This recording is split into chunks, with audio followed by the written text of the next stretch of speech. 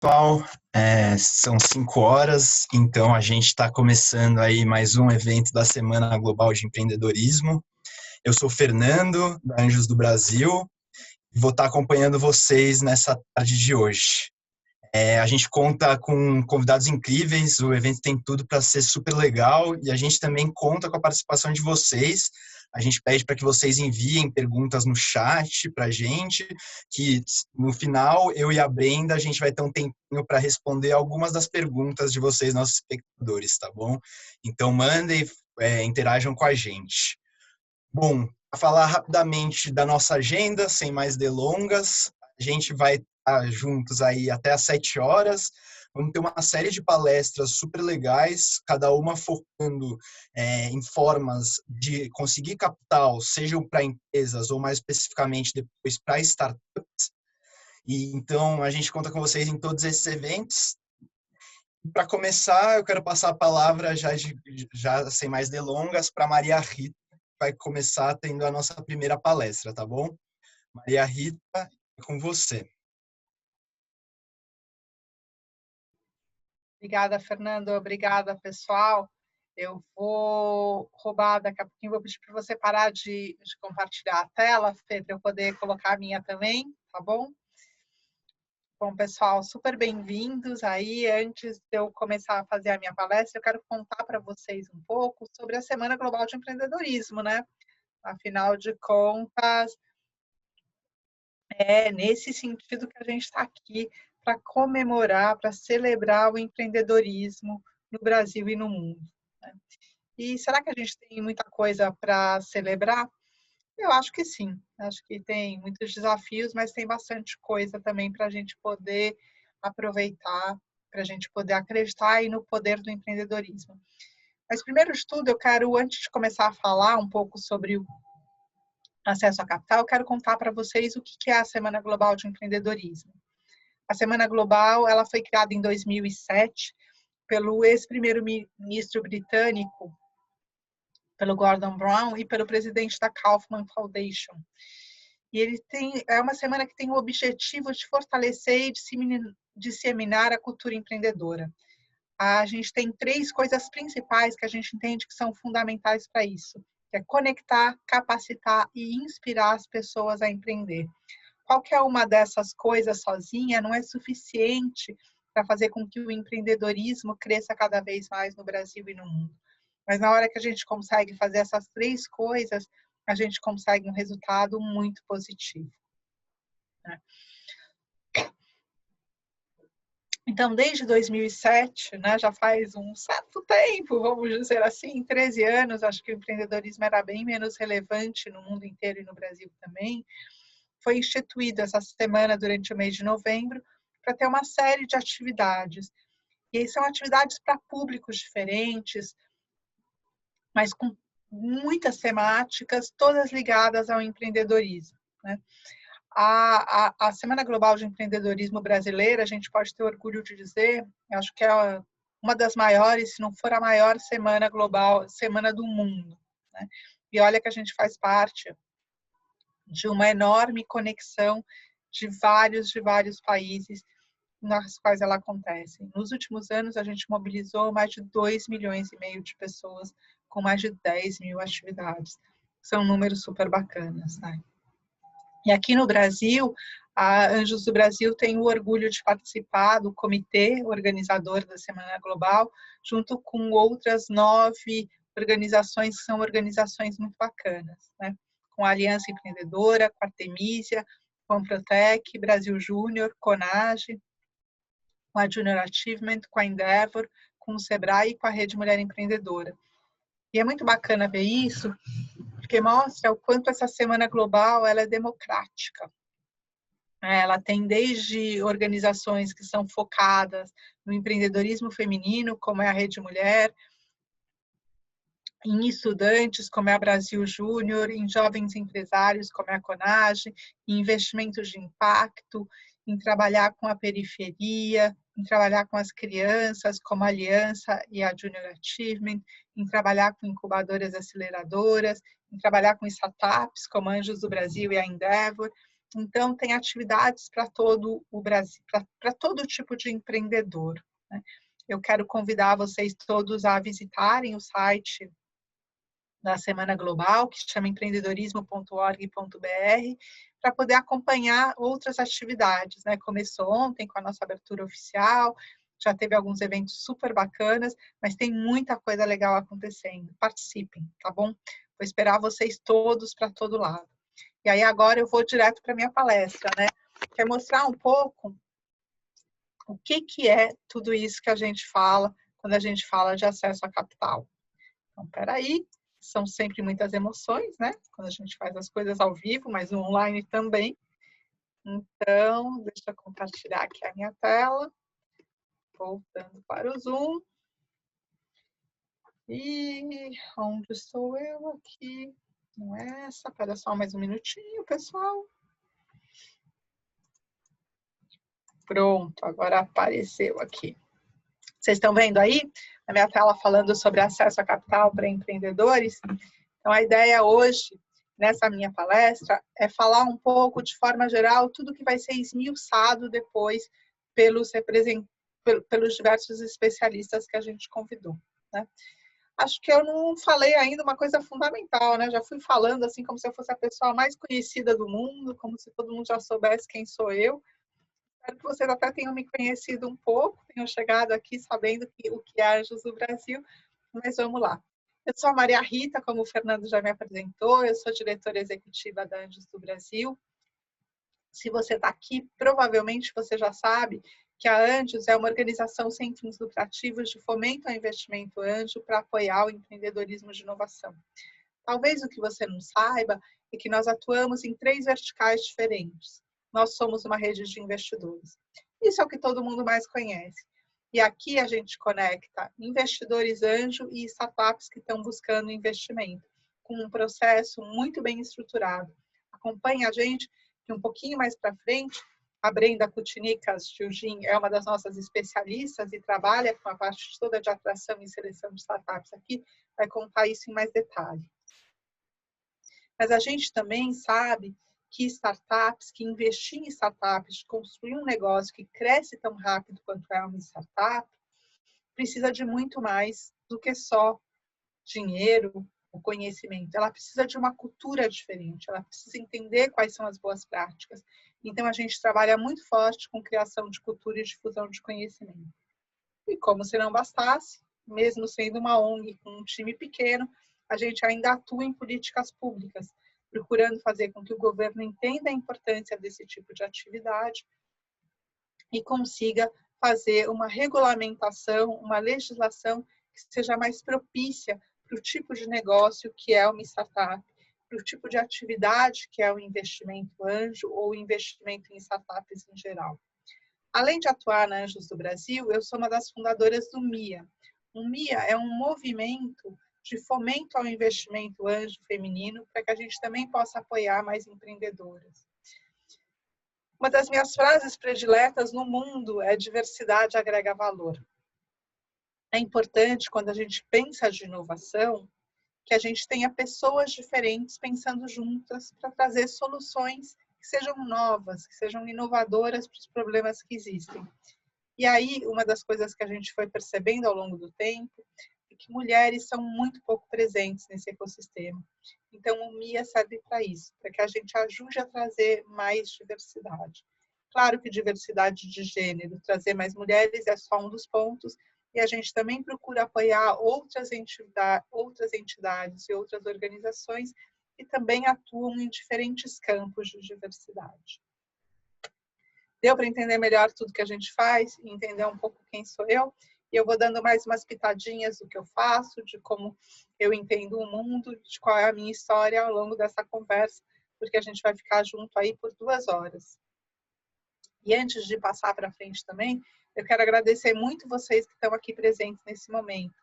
A gente teve muitos inscritos, as inscrições se fecharam muito rápido, mas pelo número de participantes dá para perceber que tem muita gente que não entrou ainda. E como isso aqui vai ficar gravado, eu quero deixar um pedido, não para vocês que estão aqui, mas para todo mundo que for assistir depois, não se inscreva num evento e deixe de participar. Não é porque é online e é gratuito que ele não é importante. Ele é super importante, ele demanda muito tempo. E na hora que eu me inscrevo e não participo, eu tiro a oportunidade de muitas outras pessoas para poder participar. Então, obrigada a vocês que estão juntos. E você que não entrou, não participou, mas que está assistindo agora gravado, pensa 2 vezes antes de fazer isso. Eu sei que às vezes são palavras meio duras, mas é importante a gente ser muito claro na hora que a gente quer construir coisas incríveis no Brasil. E eu acho que a gente pode fazer isso juntos. Mas vamos falar de acesso à capital agora, então, também? Primeira coisa que eu quero falar é que nesse momento e nesse evento a gente não está falando só de acesso à capital para startups, né? Lembram que eu falei que a Semana Global é um evento muito mais amplo do que só um movimento ligado a startups, ele serve para todos os públicos? Então é isso que a gente vai fazer. A gente vai falar aqui agora de muitas coisas diferentes, de várias formas de acesso à capital. Mas antes da gente pensar em acesso a capital, em dinheiro ou qualquer coisa assim, o que a gente precisa saber? A gente precisa saber o que a gente precisa para o nosso negócio, né? Afinal de contas, se a gente não souber o que a gente precisa, a gente não sabe para onde ir, né? Aquela história, aquele ditado popular que eu gosto muito e acho que está muito certo, se a gente não sabe para onde a gente quer ir, todos os caminhos estão errados. Então, quando você pensa em trazer dinheiro para o seu negócio, a primeira coisa que você tem que saber é o que você precisa. Um negócio precisa de muitas coisas. Uma delas é capital. E outra frase bem corrente, que vocês já talvez tenham ouvido eu falar, é que dinheiro não é tudo igual. Existem muitas formas de acesso a capital. E um bom empreendedor, uma boa empreendedora, ele entende tudo isso, ele sabe que são muitas opções diferentes e que vai seguir ao longo da história do negócio, ele vai precisar, num momento de um tipo de dinheiro, no outro momento de outro tipo de dinheiro. E é isso que a gente quer ajudar vocês hoje a entender esse leque de opções. Então, a gente vai falar de capital próprio, de love money, de família e amigos, de dinheiro de fomento, de dinheiro de prêmios e de concursos, de dinheiro de vendas, de muitas coisas diferentes, de crédito, de investimento. E eu vou dar agora um panorama para ajudar vocês depois a irem seguindo o nosso evento e entendendo como é que isso funciona para cada um dos pontos. Não vou me aprofundar muito, porque a gente tem uma série de especialistas que são convidados, vão estar aqui com a gente, e eu agradeço também a todos os nossos palestrantes que estão fazendo isso gentilmente em favor do ecossistema, para poder falar. Mas vamos lá. Então, quando eu olho isso, o que eu preciso para o meu negócio? E quando eu estou falando de dinheiro, a primeira coisa que eu quero deixar muito claro é que dinheiro não resolve tudo. Qualquer empreendedor bom sabe que dinheiro é um dos pontos necessários para o negócio. Se a gente pegar uma lista, pode ser a lista do Sebrae, que é nosso parceiro aqui na Semana Global de Empreendedorismo, ou qualquer outra lista dos motivos pelos quais os negócios não dão certo, capital, dinheiro é só um deles, não é o único. São muitos motivos diferentes. A outra coisa que é importante quando a gente pensa que a gente vai conseguir dinheiro é que todo dinheiro tem um custo. Todo ele custa. E todo ele custa caro, gente. Não é barato o acesso a capital. Pode ser, e vocês vão ver, que em alguns dos modelos de acesso a capital que a gente apresenta para vocês hoje, você não precisa devolver o dinheiro, mas você vai gastar tempo se preparando para isso ou entregando as contrapartidas que são necessárias, porque todo o dinheiro tem contrapartida. A contrapartida pode ser pagar o dinheiro de volta com juros, pode ser fazer um projeto, pode ser participar de um concurso e depois dar uma entrevista, mas todo ele tem uma contrapartida. E o último ponto que eu quero deixar muito claro para vocês todos, e é importante vocês saberem, é que todo negócio tem risco. É uma ilusão a gente pensar que o meu negócio não tem risco, tá de boa, vai dar tudo certo. Claro que quando a gente empreende, a gente precisa ser otimista, acreditar que vai dar certo. Mas na hora que a gente entende que existem riscos, isso nos ajuda a empreender melhor. Então, entender tudo isso é fundamental para que vocês façam boas escolhas na hora que vocês precisem de dinheiro e decidam se captar. Então, vamos começar. Em geral, como é que as pessoas escolhem dinheiro, conseguem dinheiro para começar.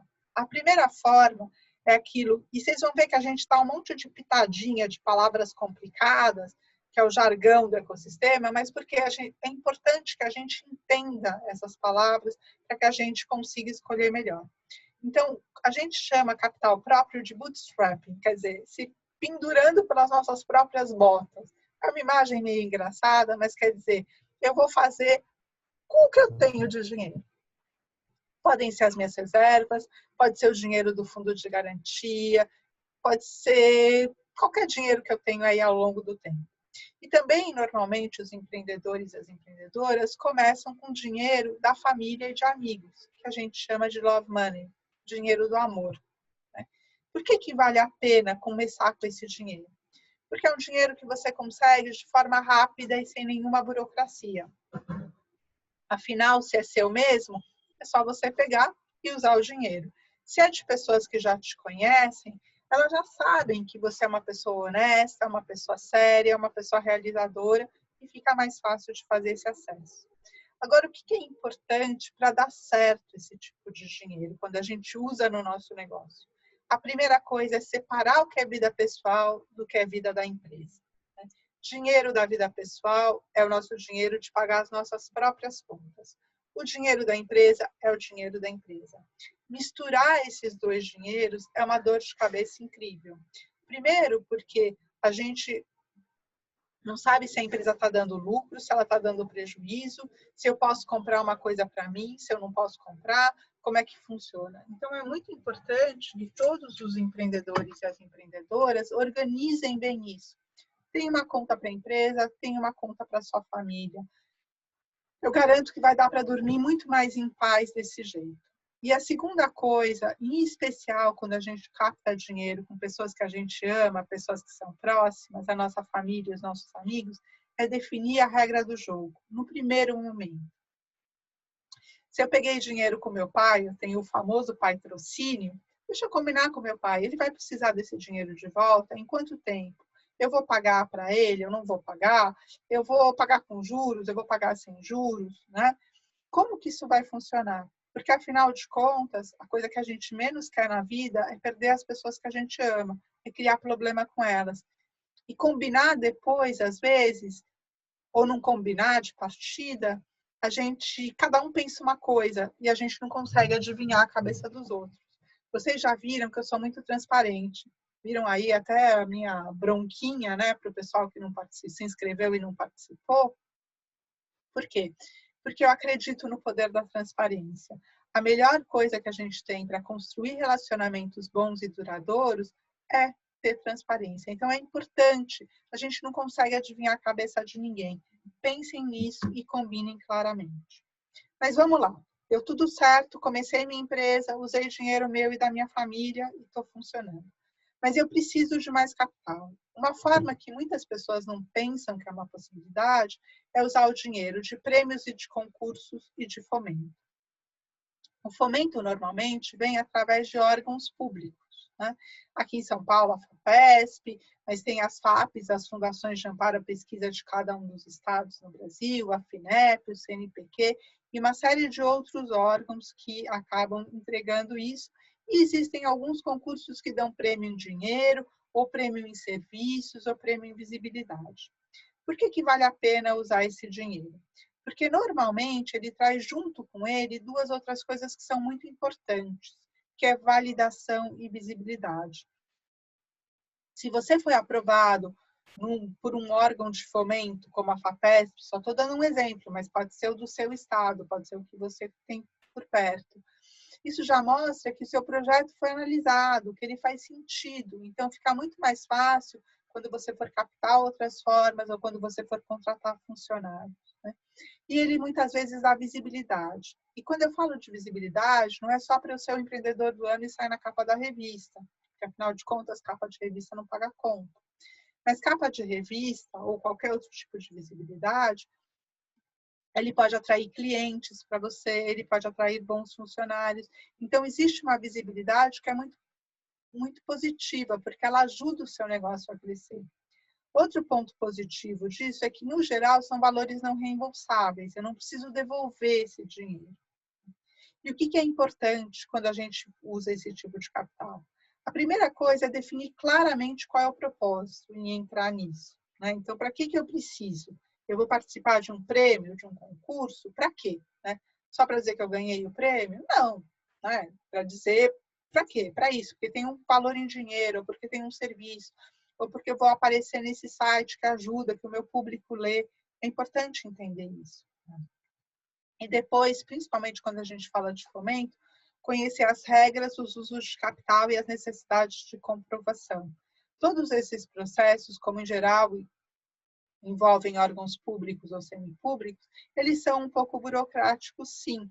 Mas se eu entendo bem como funciona, eu consigo navegar por isso muito bem. E o mais bacana é que uma boa parte deles tem, inclusive, assessoria do próprio órgão, te ajuda a saber como fazer isso. A gente vai ter mais para frente também uma palestra do Marcelo Nakagawa. Não percam, tá maravilhosa, hein, pessoal? Falando sobre isso mais em detalhe. Mas vamos lá, já fiz meu P&D, usei esse dinheiro. E agora eu trago o dinheiro mais legal de todos. Mais legal mesmo. Vocês iam achar que eu ia falar de investimento anjo, né? Só que não. Estou falando do dinheiro de vendas, o dinheiro de clientes. Esse é o melhor capital para uma empresa. E vale para todo tipo de empresa. Para pequenininha, para microempresa, para média, para grande, para startup. Ele é o melhor dinheiro. Por quê? Porque ele vem da venda dos seus produtos, ele vem de cliente. E é isso que vocês querem fazer no final do dia, né? Como é que uma empresa se sustenta? Através das vendas. O que é importante para dar certo de usar esse capital? É entender aquilo que a gente chama de Unit Economics. Ou seja, de forma simples, como que os meus números da empresa funcionam? Como que o meu financeiro funciona? Como é que eu consigo fazer esse planejamento? Então, quanto custa o produto ou serviço? Quanto custa ter a aquisição desse cliente? Fazer um bom planejamento financeiro. Aí tem um monte de gente que me fala, ah, Maria Rita, não gosto disso não, finanças não, finanças é chato. Pessoal, se a gente quer empreender, tem que saber fazer conta, tem que saber de finanças. O empreendedor e a empreendedora são os donos do negócio. Você precisa entender isso. Senão você não sabe se você está dando lucro, se você está tendo prejuízo, se vale a pena crescer, se não vale a pena crescer, se aquele tipo de cliente é bom para você ou não é bom para você. Todo mundo tem que saber disso.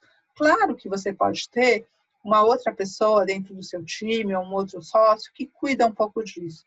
Mas é responsabilidade de cada empreendedor, de cada empreendedora, conhecer os números do seu negócio, sim, e entender como eles funcionam para que a gente consiga fazer certo. Então, assim, sendo muito sincera com todo mundo, se você não quer olhar para os números, se você não quer olhar para planejamento financeiro, acho que você tem que revisar se você realmente quer empreender com sucesso. É fundamental em todos os casos, em especial nesse, quando a gente usa de vendas. Vamos lá, para o quarto tipo. Tá vendo como tem muitas formas diferentes de acesso a capital? O quarto tipo que eu quero mostrar para vocês é o dinheiro de crédito.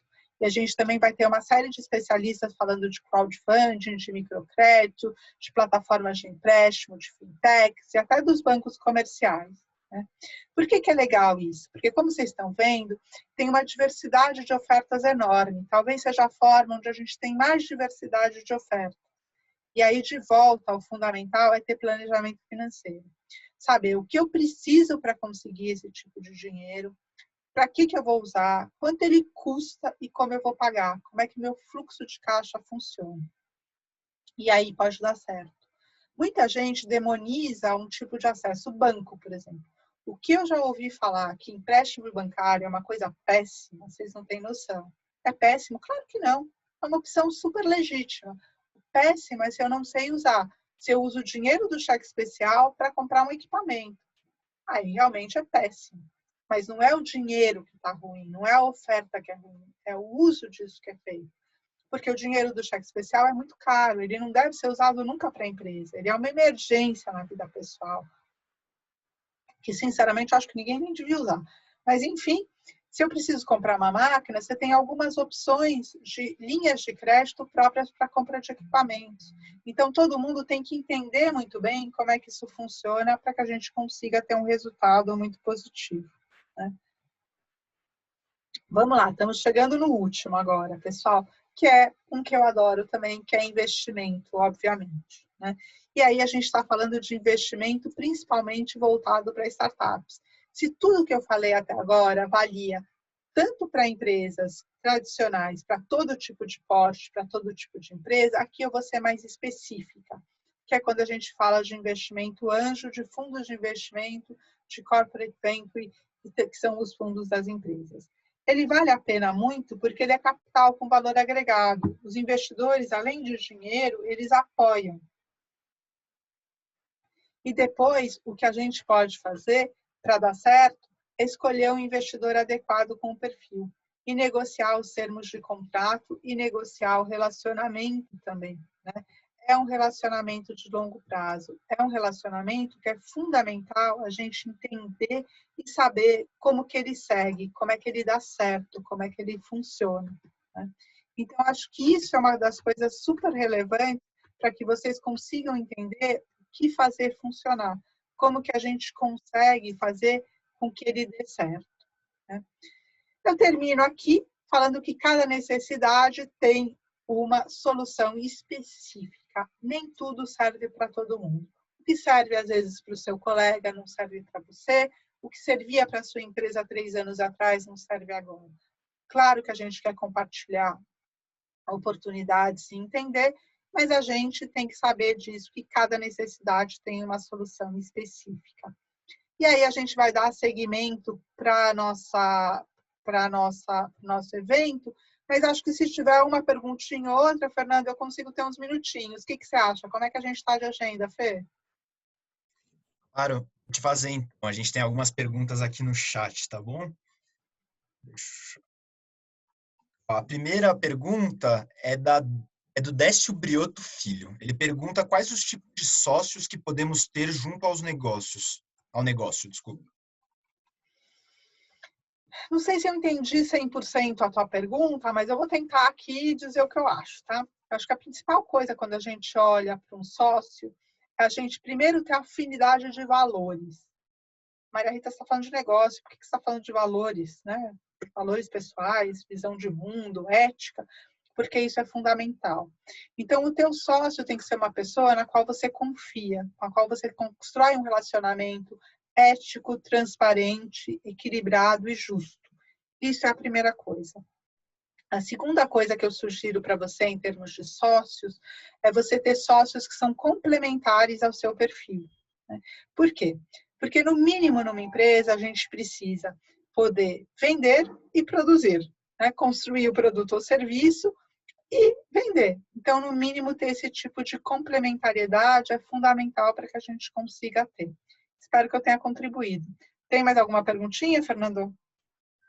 A gente tem mais duas perguntinhas rápidas. A primeira é do Renan Prado Ribeiro. Ele quer saber, resumindo um pouco a pergunta, ele está pensando em formas, acho que menos tradicionais de acesso a esse capital. Então, ele pergunta sobre aluguel de imóveis comerciais, sublocação. E ele pergunta o que eles poderiam fazer para capturar os investimentos. E a segunda é do Roberto Carvalho, ele pergunta, caso precise de R$ 10.000 para montar uma empresa, posso pegar com qual instituição? Super legal. Acho que na hora que você está falando aí, assim, da questão de procurar aluguel de imóveis comerciais e sublocação, se você quer fazer isso, você vai ter que procurar investidores que são próprios para esse tipo de segmento, né? Tem muita gente que gosta de investir em tijolo, como a gente diz, né? Então, você tem que procurar investidores que estão alinhados com isso. Como é que a gente procura investidores no geral, seja para esse tipo de coisa, seja para outros? A primeira coisa, se não existem organizações próprias para isso, né, no caso teu, eu acho que não existem, ao menos eu não sei, procura dentro da tua rede de relacionamentos. Você pode construir um blog, compartilhar conhecimento para que pessoas que se interessem por esse assunto cheguem até você, tá bom? E o Roberto que falou que precisa aí de R$10.000 para montar uma empresa, normalmente você vai conseguir esse tipo de capital com microcrédito ou com empréstimos peer-to-peer. Então, eu peço para você continuar acompanhando aí, porque a gente tem 2 especialistas que vão falar sobre isso, que são melhores do que eu, e eles vão dar uma série de dicas de como fazer isso e quais são os lugares e as instituições que você consegue captar. Tá bom? Acho que agora, Fê, a gente já está meio no horário. Guarda aí as perguntas e depois a gente vai jogando elas no final. No final de tudo, a gente vai ter uma meia horinha para responder perguntas de vocês, tá? Então, conforme dá tempo, a gente responde entre uma palestra e outra. Quando não der, a gente responde no final. Tá bom, pessoal? Obrigada. Eu vou continuar aqui com vocês acompanhando. E parabéns por estarem com a gente aqui. A gente fica muito feliz. Vai lá, Fê. Rita, super obrigado pela sua apresentação, foi incrível, acho que todos nós aprendemos muito. Reforço o convite para vocês continuarem mandando perguntas, a gente vai ter um momento no final no qual a gente vai repassar todas elas. Infelizmente, entre uma palestra e outra, a gente não consegue passar por todas, mas todas são muito bem-vindas. Dando prosseguimento aqui com as nossas apresentações, eu queria chamar agora a Jéssica Gordon, ela é empreendedora do Bebida na Porta. E aí, agora a gente vai entrar um pouquinho mais em cada uma das formas, né, de acesso ao capital. E a Jéssica vai ajudar a gente contando um pouco sobre o bootstrapping, tá bom? Espero que vocês gostem.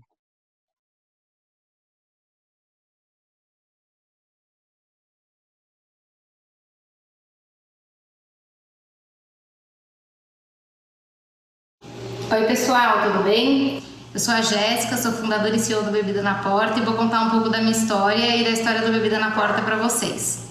Eu comecei a operação no ano passado, mas antes disso, em 2018, eu fiz um piloto que foi um fracasso.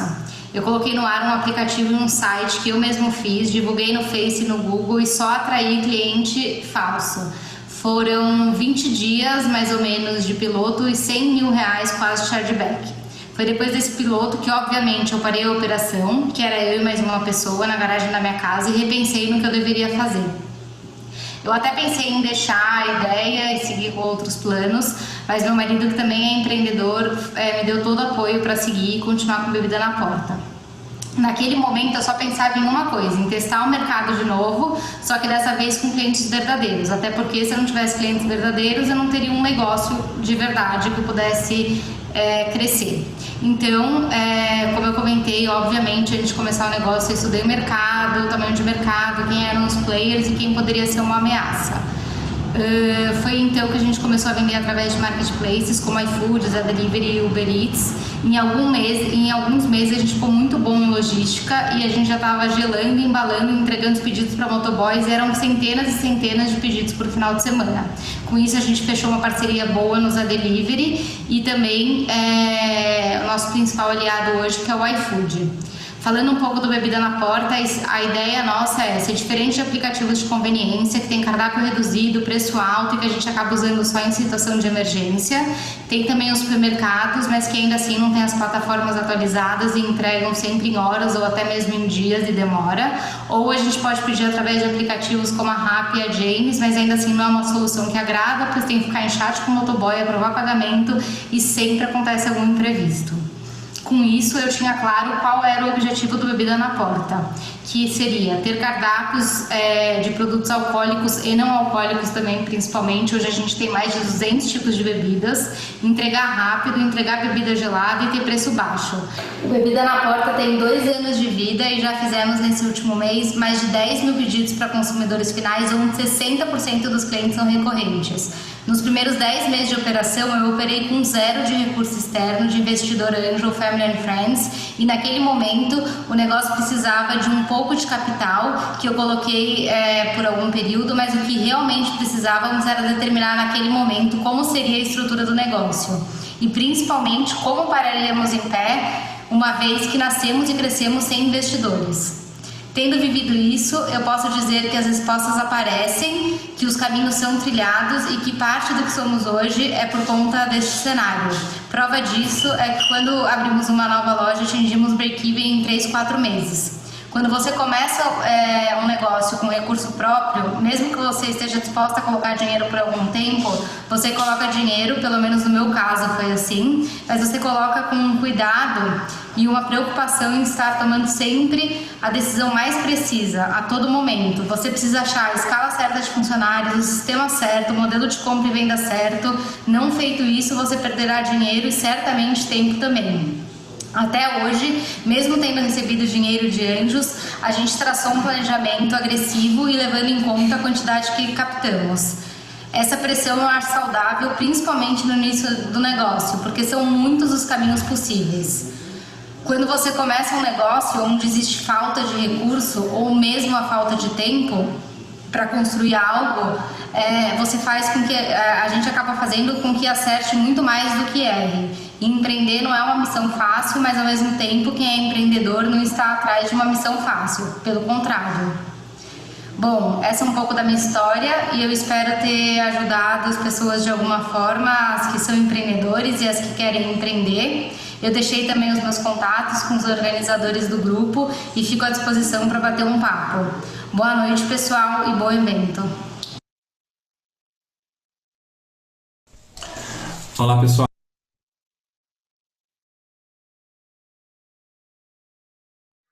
Bom, pessoal, antes da gente ir para as próximas palestras, em primeiro lugar, queria agradecer super a Jéssica. Acho que é muito enriquecedor para a gente poder contar com visões também de diferentes agentes, né, de todo esse processo, então contar também com visões de uma empreendedora aqui. E antes da gente poder dar continuidade ao evento, eu gostaria de passar a palavra para a Brenda, que atua junto comigo, com a Maria Rita, na Anjos do Brasil, para que ela dê umas pinceladas sobre os principais pontos da fala da Jéssica, tá bom? Brenda, é com você. Obrigada, Fê. Bom, pessoal, a gente, como vocês viram, vai ter muito conteúdo em pouco tempo, então a gente tentou fazer de uma maneira breve um resumo sobre cada um dos vídeos, assim vocês podem pegar os principais pontos. Já avisando que a gente está monitorando as perguntas, eu vou anotando aqui, mas tem várias delas que vão ser respondidas ao longo do evento, então, enfim, estamos de olho nelas e conforme for a gente vai comentando. Sobre o vídeo da Jéssica, as coisas que são mais importantes que ela destaca sobre o bootstrapping, que, como a Maria Rita tinha falado, significa basicamente usar o próprio dinheiro, né? Carregar sua própria empresa por um tempo. Primeiro, testar com clientes verdadeiros. Vocês viram que ela falou que ela perdeu bastante dinheiro sem prestar atenção nisso e achar que qualquer número seria um resultado. Garantir que sejam clientes verdadeiros. É melhor você ter poucos e poder testar com eles, ver se está dando certo antes de fazer um negócio ficar gigante e botar muito dinheiro. Depois, você entender muito bem o diferencial da sua empresa através dessa experiência.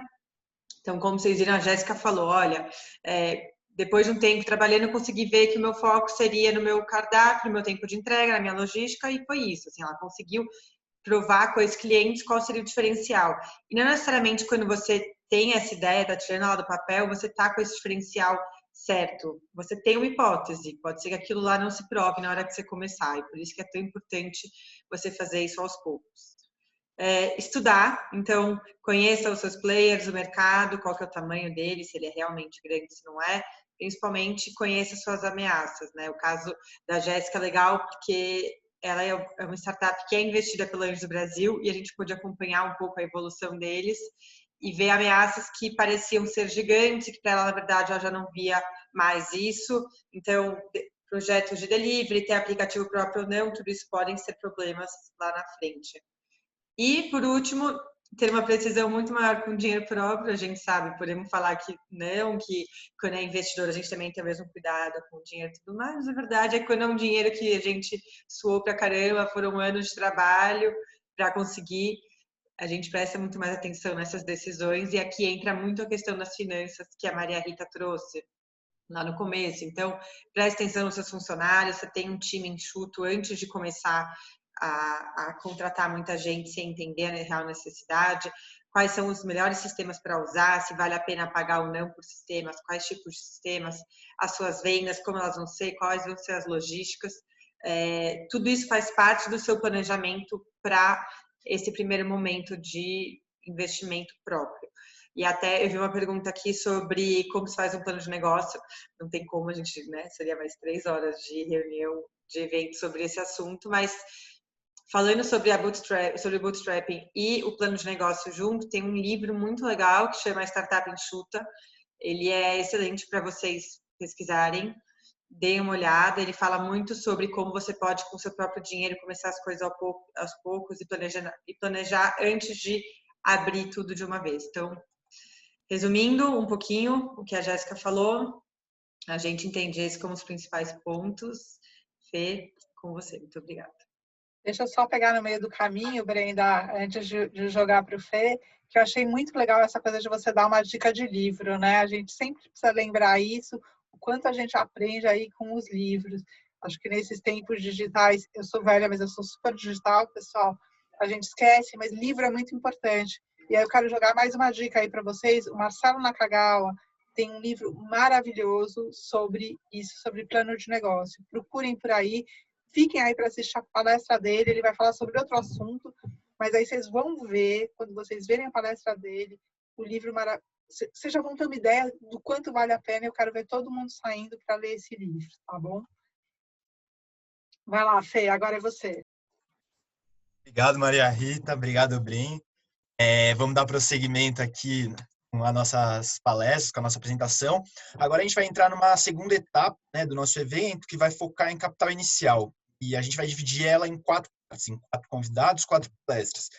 Uma sobre crowdfunding, uma sobre fomento, microcrédito e peer-to-peer.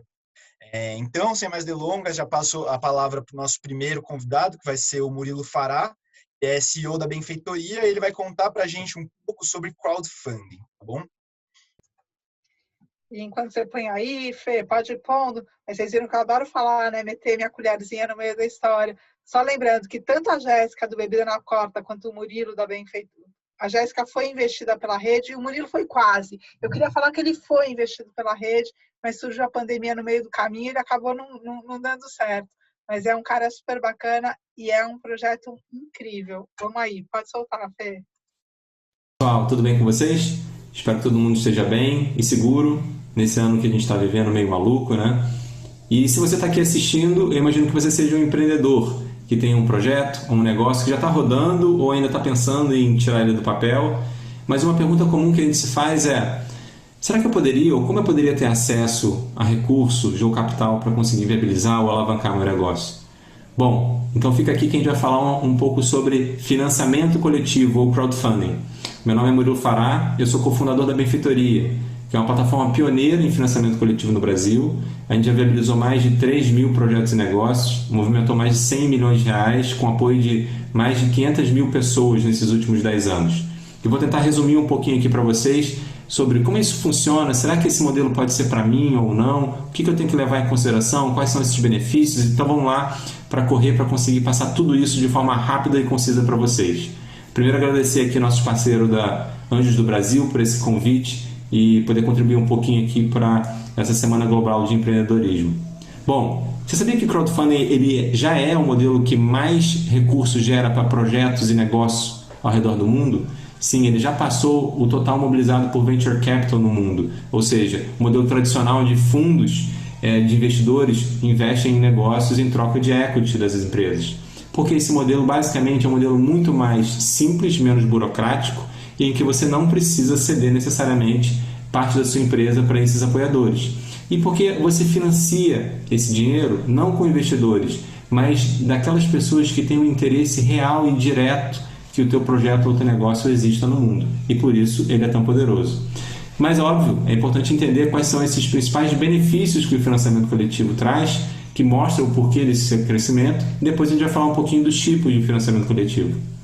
Bom, o financiamento coletivo já ficou provado que, além de ser uma ferramenta muito boa de conseguir gerar o recurso necessário para o teu projeto, ele é uma ótima ferramenta de divulgação, porque cada apoiador também tem um interesse em fazer com que outras pessoas conheçam.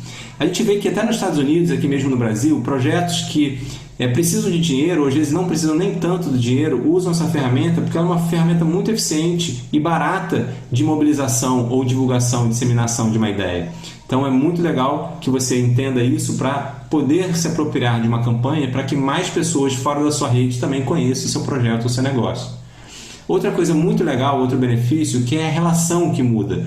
A gente não está mais falando de consumidores, de cliente, a gente está falando de um apoiador que é quase um copatrocinador, ele se sente um pouco dono desse projeto e por isso a relação é muito mais profunda e às vezes você vai descobrir que a disponibilidade financeira de alguns pode ser até maior do que você estava esperando, porque essa relação é muito diferente e as pessoas se sentem pertencentes ao seu negócio, ao seu projeto.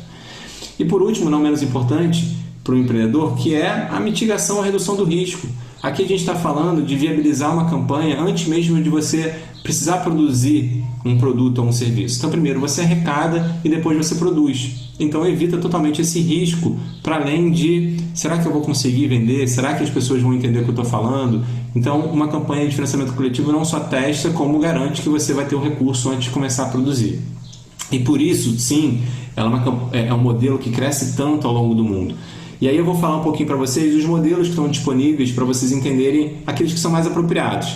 Então a gente tem um modelo que é o tudo ou nada, ou seja, que é uma campanha em que a gente gera, que existe uma meta de arrecadação, que é definida por você e a gente ajuda a chegar nessa meta, obviamente, em que menos do que isso você não vai conseguir viabilizar o seu projeto, né? Pode ser um tipo de um MPV ou até um recurso mínimo que você precisa e que menos do que isso você não queira receber. Então, se essa meta não é atingida, o dinheiro retorna para todos os apoiadores. Para o apoiador é ótimo também, que ele só sabe que está colocando dinheiro num projeto que efetivamente vai acontecer. Tá? O segundo modelo é o modelo flexível, ou seja, onde cada real arrecadado vai para o projeto, independente de atingir uma meta ou não. Esse modelo parece ser o mais seguro para quem faz uma campanha, porém, o modelo do tudo ou nada, ele tem uma capacidade de mobilização até 12 vezes maior, porque essa urgência de atingir a meta, ela mobiliza. E as pessoas que estão ali apoiando falam, esse projeto ele não pode não acontecer. E por isso eles acabam sendo grandes repercutidores, replicadores da sua campanha. Isso ajuda muito na capacidade de mobilização. E o terceiro é o modelo recorrente, em que basicamente a campanha de financiamento coletivo existe, mas o apoio ele é contínuo, ou seja, cada apoiador ele se torna um assinante de um projeto. E aí a gente está falando de um recurso contínuo para um serviço ou um negócio que você também pode oferecer como uma recompensa contínua de quem faz parte disso. Então a gente está falando de modelo tudo ou nada, a gente está falando de um modelo flexível e está falando do modelo recorrente. Bom, será que vale a pena você fazer uma campanha de financiamento coletivo? E aí eu vou te falar 3 perguntinhas para você mesmo se fazer. Você está produzindo um produto ou um serviço que pode ser oferecido como recompensa para apoiadores? Se sim, isso já é um ótimo indício. A segunda pergunta, as pessoas que acham que você tem interesse, né, que tem interesse no seu projeto, ou seja, seu público, elas têm afinidade com meios online? Elas estão nas redes sociais, elas fazem compra online?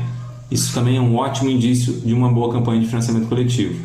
E por último, você tem disponibilidade sua, ou até mesmo da sua equipe, de fazer uma campanha e dar foco nessa campanha durante 2 meses? Porque financiamento coletivo é muito poderoso, mas também dá muito trabalho. E para isso é importante não entender que é só subir uma campanha e esperar o dinheiro chegar. A gente precisa de dedicação ao longo desse tempo. Mas se você respondeu sim para essas 3 perguntas, eu convido então você a fazer uma campanha de financiamento coletivo com a gente na Benfeitoria.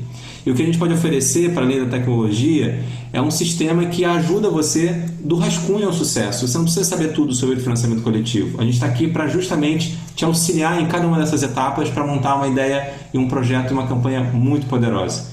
Existem projetos de todos os tamanhos e temas sobre inovação, tecnologia, cultura, social. Dependendo de qual é o tipo de projeto, a gente vai te ajudar a modelar ele da melhor forma possível. Porque existem projetos que querem arrecadar de 10 mil reais a 1 milhão de reais. E a gente tem cases de todos esses tipos na nossa história e vai ser um prazer poder tirar o teu projeto ou alavancar o teu projeto ou o teu negócio junto com a gente. Eu te espero lá e espero que tenha ajudado também um pouco vocês a entender um pouco sobre financiamento coletivo. Um grande abraço e até mais.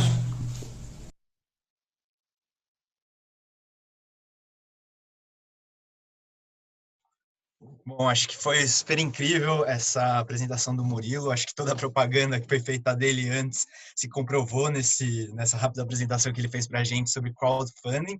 E agora eu queria passar a bola para a Brenda, já aproveitando para dar o desafio para ela de conseguir fazer uma pincelada dos principais pontos dessa apresentação. Brenda, é com você.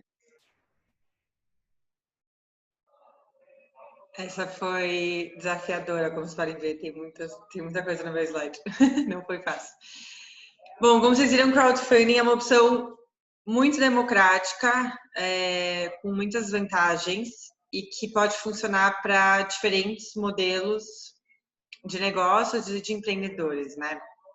Então, pincelando um pouco o que o Murilo falou sobre as vantagens. Primeiro que você consegue financiar com pessoas físicas sem oferecer nenhuma participação na sua empresa. Então, isso para muitas pessoas preferem ter toda a participação para elas, pode funcionar. Depois que é um excelente instrumento de divulgação e mobilização. Então, tem muitos negócios que são vendas para consumidor final ou que envolvem, às vezes, algo como uma causa ou um grupo ou um nicho específico, e isso funciona muito bem no crowdfunding. Você consegue conversar muito bem com um público específico. Você tem uma relação próxima das pessoas, então consegue conversar com elas diretamente, cria seu próprio veículo, seu próprio formato de conversa, e isso acaba criando uma intimidade delas. Peraí, Fê, eu perdi o slide. Obrigada. E depois a gente tem uma ótima vantagem, tem várias perguntas até que falaram sobre isso, assim, que é uma mitigação do risco. Então, você pode viabilizar algo antes de começar uma produção, por exemplo. Então, teve muita gente aí perguntando sobre, eu tenho um produto tal, como eu começo, como eu faço, como é que eu boto para vender. Então, quando você vai para o crowdfunding, você consegue já viabilizar aquele negócio para ele sair do papel, sem ter um risco tão grande por conta própria. E aí, falando sobre os modelos, né, que o Murilo trouxe, como vocês viram, esses são os modelos da benfeitoria, mas tem outras plataformas, até colocaram aqui algumas, também tem esses modelos muito semelhantes. Então, primeiro, o tudo ou nada, que significa que menos do que o valor que está pedindo, a campanha não é viabilizada e pronto. Depois, o flexível, ou seja, você consegue pegar tudo que foi arrecadado, independente de ter sido a meta. Então, você falou, eu preciso de até R$100 para tirar o meu negócio desse lugar, para ele crescer para tal lugar, mas qualquer coisa já funciona. Então, você conseguiu 40 daqueles R$100 e você vai ter aqueles R$40 depois do prazo da campanha, que, se não me engano, costumam ser 60 dias, eu acho. E o recorrente, que é como uma assinatura. E você pode, muitas vezes, oferecer uma recompensa em troca. Então, por exemplo, o Tudo ou Nada, ele tem uma vantagem muito grande, que é uma mobilização. Eu preciso de R$100, você consegue fazer com que as pessoas que estão colaborando, estão ao seu redor, se sintam parte daquilo e falem, não, precisa dar certo, eu preciso conseguir tirar esse negócio do papel, preciso colaborar com esse empreendedor, e você gera uma comunicação de comunidade muito grande. O flexível tem a vantagem de que, se você precisa de qualquer coisa, né, para fazer algo, então, eu preciso criar materiais de campanha. Se eu conseguir R$100 para criar esses materiais, muito bom. Se eu só conseguir 40 e criar metade dos materiais, também já é melhor do que nada, vale a pena. E aí vai te exigir menos trabalho. E, por último, o recorrente da assinatura é muito bom para quem consegue oferecer algum tipo de recompensa em troca. Isso é muito usado, por exemplo, em um modelo que as pessoas ainda não estão tão familiarizadas, que são podcasts. Então, tem muitos podcasts que são financiados através de campanhas de crowdfunding recorrentes, onde você assina por conta própria, um jornalismo sem nenhuma bandeira, então sem nenhum jornal, nada do tipo. A pessoa vai lá e assina R$10, e aí todo mês ela ganha alguma coisa em troca. Então, ela ganha uma recompensa de uma newsletter exclusiva, ela ganha acesso a algum material exclusivo, ela consegue ver uma entrevista. Qualquer tipo de recompensa já funciona no recorrente.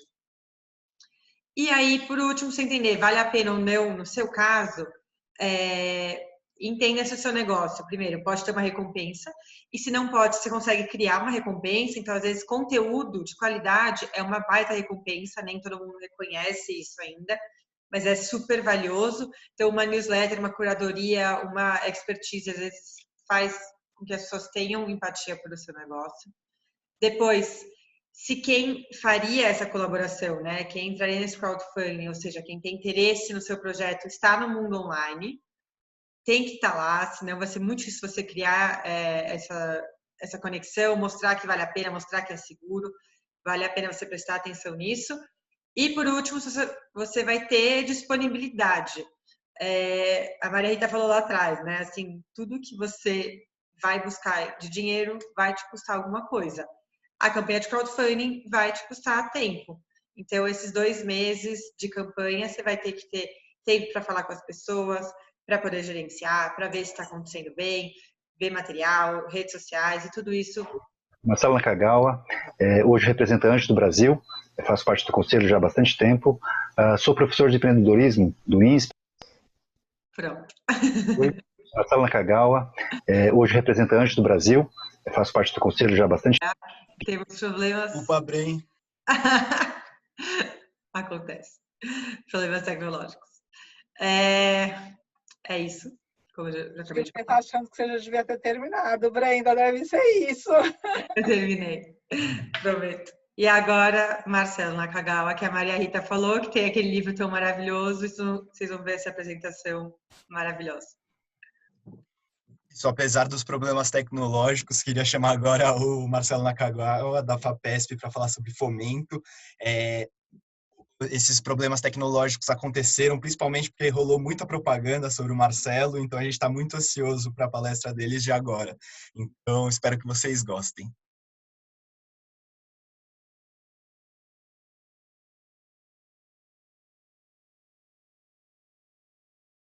Tempo. Sou professor de empreendedorismo do INSPER, da Fundação Dom Cabral, da Unicamp, da FIA, do Butantan, de algumas outras escolas também. E faço parte da FAPESP, cuidando de programas de inovação. Hoje a gente vai falar de fomento, um recurso que é pouco conhecido dos empreendedores. Se você buscar no dicionário, fomento é ação ou efeito de promover o desenvolvimento, um estímulo. Nesse caso, a gente vai estar falando de fomento para empreendedores. No Brasil tem vários tipos de fomento, especificamente aqui eu vou estar falando de fomento financeiro para empreendedores, e a gente tem 2 tipos básicos. O primeiro são empréstimos subsidiados, que BNDES, FINEP, alguns bancos regionais ou estaduais de desenvolvimento, alguns programas de microcrédito oferecem para os empreendedores. E tem outro tipo de recurso, que é menos conhecido, que são recursos não reembolsáveis, em que o empreendedor pega o dinheiro e não precisa devolver, não é um empréstimo. Nesse caso, fundações de amparo à pesquisa, como a FAPESP aqui em São Paulo, FINEP, SEBRAE, o Senai, o CNPq, a Lei de Informática, a versão lá da Amazônia, algumas fundações privadas oferecem esse tipo de recurso. Falando nesse recurso não reembolsável, o desafio para quem pensa em captar, a gente tem alguns aqui. O primeiro é saber que esse recurso existe, acompanhar a divulgação das chamadas dos editais. Por isso, é sempre importante acompanhar essas entidades aí que eu acabei de mencionar. Segundo desafio tem a ver com o entendimento da chamada do edital. Em várias situações você tem lá algum termo técnico, tem alguma exigência muito específica, tem algum conceito que muitas vezes a gente não consegue entender bem. Daí, né, é importante não só estudar, perguntar muitas vezes para algum conhecido, né, para algum colega sobre isso, muitas vezes perguntar para a própria instituição que oferece o recurso quando você tem uma dúvida. Terceiro desafio tem a ver com os requisitos. Todos esses recursos de fomento de recursos não reembolsáveis têm lá uma série de requisitos, de exigências. É importante saber quais são e entregar, né, essas exigências solicitadas aí. E tem um último desafio que tem a ver com o tempo. Muitas vezes o empreendedor ou empreendedora fica sabendo muito tarde, né? Tem aí um mês e meio para entregar o projeto, às vezes tem pouco tempo e tem que sair correndo para fazer o projeto. E tem outro desafio da questão do tempo, é que muitas vezes esse recurso pode demorar aí 4 meses para você obter. Então isso exige um certo planejamento de quem pede o recurso, né, porque tem essa questão do tempo de obtenção do recurso, né? Tem a ver com o planejamento financeiro do negócio também. Quem pode captar esse recurso?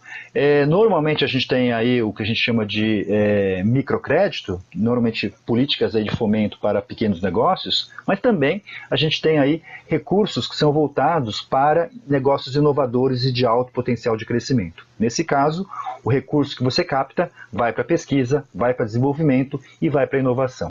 Quem pensa em captar esse recurso para pesquisa, desenvolvimento e inovação, precisa entender esse gráfico aqui, porque normalmente o projeto, né, de pesquisa, ou de inovação, ou desenvolvimento, vai ter lá em algum momento do passado, ou, né, do presente, um esforço científico.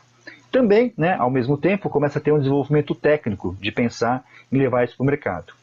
o empreendedor ou empreendedora descobre lá que tem um modelo competitivo nessa nova tecnologia e percebe que talvez tenha uma oportunidade de você levar isso para o mercado.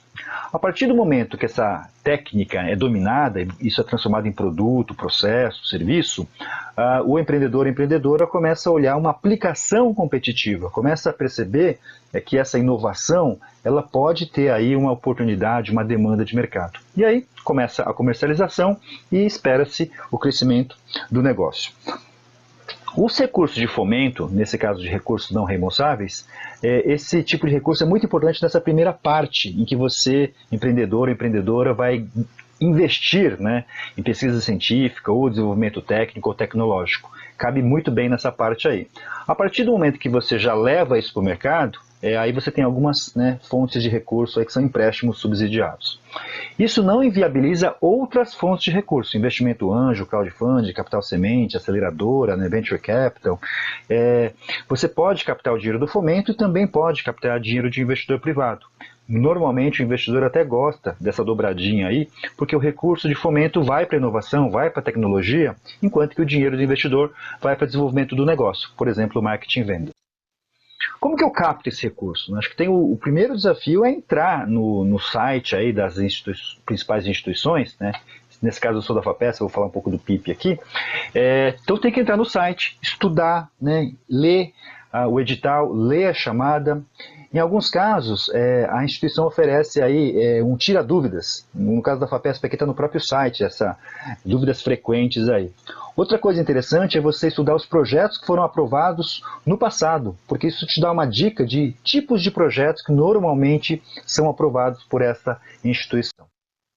Outra coisa que eu acho que é importante, quando você pensa em captar o recurso, é também olhar os critérios de avaliação. Esse aqui é o exemplo lá da FAPESP, né, do programa PIP. Então, primeiro você olha, antes de escrever o projeto, primeiro você olha os critérios, inclusive os pesos de cada critério, depois você escreve o projeto. Deixando aqui algumas dicas, né, para quem pensa em captar esse recurso. Né, primeiro, converse com quem já captou esse recurso. Vê lá o nome das empresas. No LinkedIn você acha facilmente lá alguém que trabalha nessa empresa. Né, entra em contato, marca um café, um bate-papo. É importante você conversar com quem já captou o recurso. Outra dica é escrever o projeto considerando a lógica, né, de como o projeto vai ser avaliado. Qual é o perfil do avaliador, quanto tempo de avaliação.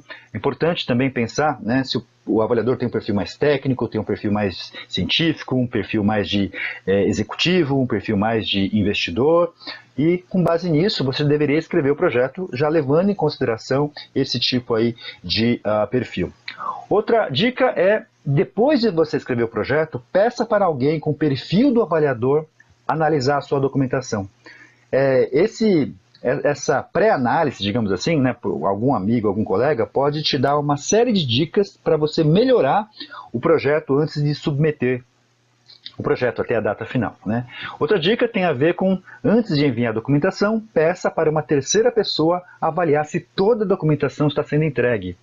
É importante, né, tem uma lista lá de documentos e às vezes tem um detalhe muito específico lá que passa desapercebido. Então é importante às vezes uma terceira, eventualmente uma quarta pessoa olhar lá os critérios, né, as regras e ver se você está entregando toda a documentação conforme solicitado aí no edital, né, ou na chamada. Por fim, tome cuidado aí com os consultores. Eu não tenho nada, né, contra os consultores, mas tem muitos consultores aí que prometem aprovações, prometem milagres. Importante fugir desse tipo de pessoa, tá? O consultor pode te ajudar, né? Mas é sempre ideal que você, empreendedor, empreendedora, aprenda a captar esse recurso. Porque no final, a inovação é sua, né, da sua empresa, e muitos empreendedores que aprendem a captar esse dinheiro, né, esse recurso, acabam captando outras, em outras oportunidades daí para frente. Né? Então, assim, pode até contratar um consultor, mas é sempre importante que o próprio empreendedor aprenda a captar esse recurso. Finalizo aqui com os meus contatos no LinkedIn, né? Se alguém tiver interesse em manter contato aqui, é só usar o QR Code aí ou entrar, né, diretamente aí no site aí do LinkedIn e me procurar. Bom, é isso. Né? Foi rápido, uma breve introdução. Espero que vocês tenham gostado. Estudem mais sobre o assunto e boa sorte nos negócios.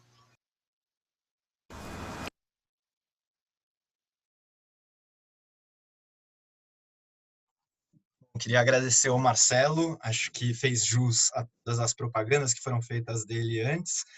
Queria passar a palavra para a Brenda de novo, dessa vez prometendo que eu não vou interromper durante sua fala, tá bom? Tranquilo.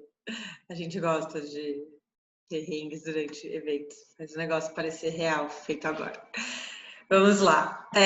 Sobre o fomento. Bom, vocês viram que o Marcelo realmente dá uma aula, então é difícil falar muita coisa daqui, mas tentando resumir, e lógico, está gravado, depois todo mundo vai ter acesso a isso. Existem 2 modelos. Então, o empréstimo subsidiado, como o BNDES e microcrédito, e o não reembolsável, como fundações de pesquisa, FAPESP, FINEP, entre outras. E aí, o perfil para cada um desses são diferentes também. Então, os empréstimos subsidiados são sempre no formato microcrédito, e aí a gente não precisa entrar nisso agora, entraremos depois.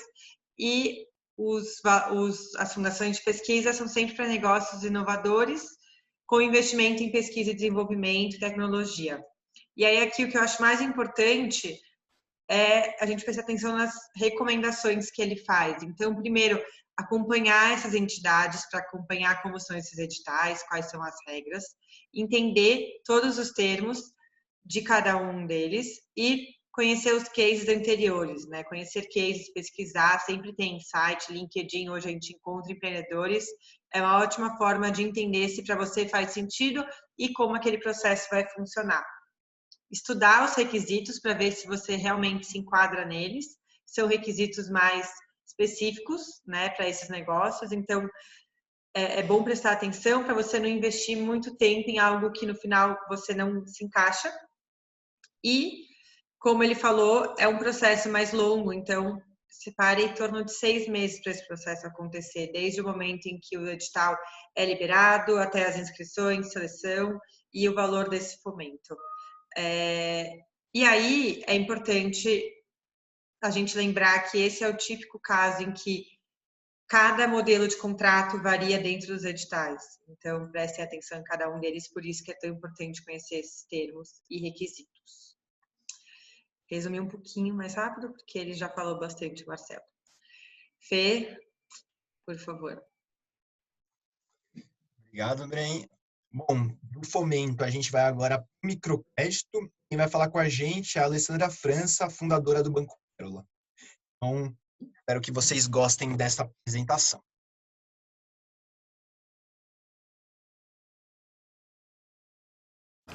Olá, eu sou a Alessandra, fundadora do Banco Pérola. Agradeço o convite para participar dos atos da Semana Global do Empreendedorismo. E o meu convite é para falar com vocês um pouco sobre como conseguir dinheiro para o meu negócio. O tema é bastante amplo, né? Mas eu vou compartilhar com vocês a nossa experiência com crédito. Nós nascemos em 2009 com a missão de democratizar o acesso a crédito para pequenos e microempreendedores do Brasil. E hoje, depois de 11 anos, a gente já atendeu milhares de empreendedores, nós estamos presentes no Brasil inteiro através da nossa plataforma digital e também com o apoio de diversos parceiros, porque sem isso não seria possível. Mas voltando para o crédito. Sem dúvida nenhuma, o ano de 2021 será bem desafiador nesse quesito, porque as empresas, as pequenas empresas, os pequenos empreendedores estão demandando crédito, estão demandando liquidez, principalmente porque sofreram muito em 2020 com o impacto da pandemia. E pensando nas instituições de crédito, né, a gente vai ter um grande desafio também para conseguir fazer análise de crédito em tempo hábil, para conseguir levar mais dinheiro para esses pequenos empreendedores que demandam de crédito urgente. Assim, né, no Pérola hoje nós temos diversos tipos de crédito, diversas modalidades de crédito, desde o crédito mais tradicional, que é aquele que pede o aval de uma pessoa, que pede nome limpo e um kit de documentação que passa por comprovante de endereço, por CNPJ, enfim, o que é mais tradicional, né? Então esse é o nosso crédito mais tradicional e o público-alvo são os pequenos empreendedores. Mas nós temos também outros projetos que participamos que conta com subsídio de parceiros para aquelas pessoas que não conseguem atender os requisitos tradicionais. E isso ficou mais forte agora em 2020, né? Os fundos emergenciais. Então a gente também participa de alguns fundos emergenciais. Mas para você que está buscando crédito, que está com desafio, enfim, a primeira dica que eu daria, até pelo que a gente vê aqui no nosso dia a dia, é fazer uma autoanálise. Essa autoanálise passa por como é que está a situação do seu CPF, como é que está a situação do seu CNPJ, você já teve outras empresas, se por acaso você já empreendeu, né? Essa avaliação ela é importante, porque as instituições de crédito olharão para isso. Então, quando você for solicitar um crédito, vai ser consultado o seu CPF, vai consultar o seu CNPJ e suas dívidas, se você tiver, elas vão ser levadas em consideração. Hoje a gente já conta com ferramentas gratuitas que os birôs de crédito disponibilizam pela internet para fazer consulta de score, para saber essa situação real tanto da pessoa física, né, do CPF, quanto do CNPJ. Passado por isso, vem uma pergunta que inclusive a gente faz para os nossos clientes. Quanto você realmente precisa? Porque existe uma diferença muito grande, às vezes, do primeiro pedido e depois que a pessoa se pergunta quanto ela realmente precisa, esse valor tende a diminuir. Então, porque crédito tem juros, né? Então, assim, quanto mais você assumir de responsabilidade, mais você vai pagar. Quanto maior o prazo, maior os juros. Então, são perguntas importantes, essa autoanálise. Olhar para o CPF, para o CNPJ e se perguntar quanto você realmente precisa, né? Porque limites maiores geralmente exigem mais garantia por parte da instituição de crédito. Ok, né? Depois que você fez essa autoanálise, é hora de buscar uma instituição de crédito que mais te atenda ou que mais se adeque aos seus critérios, né? Tem instituição que atende pessoas com negativação, outras não. Tem pessoas que têm avalista e por isso conseguem mais rápido. Tem outras instituições que para quem está negativado pede aval. Então é muito diverso e toda instituição de crédito tem a sua metodologia de crédito específica. Por isso que é importante o empreendedor ter consciência de como a situação financeira, tanto da pessoa física quanto da pessoa jurídica, se encontra no momento da solicitação de crédito. Bom, gente, é isso. Quem quiser conhecer um pouquinho mais do nosso trabalho, é só buscar nas redes sociais. Então, é buscar por @Banco Pérola, tem a maior parte das informações estão lá e as dúvidas também podem ser respondidas por direct. Espero ter contribuído um pouquinho com vocês. Um abraço. Agradeço aqui novamente, então, a Alessandra.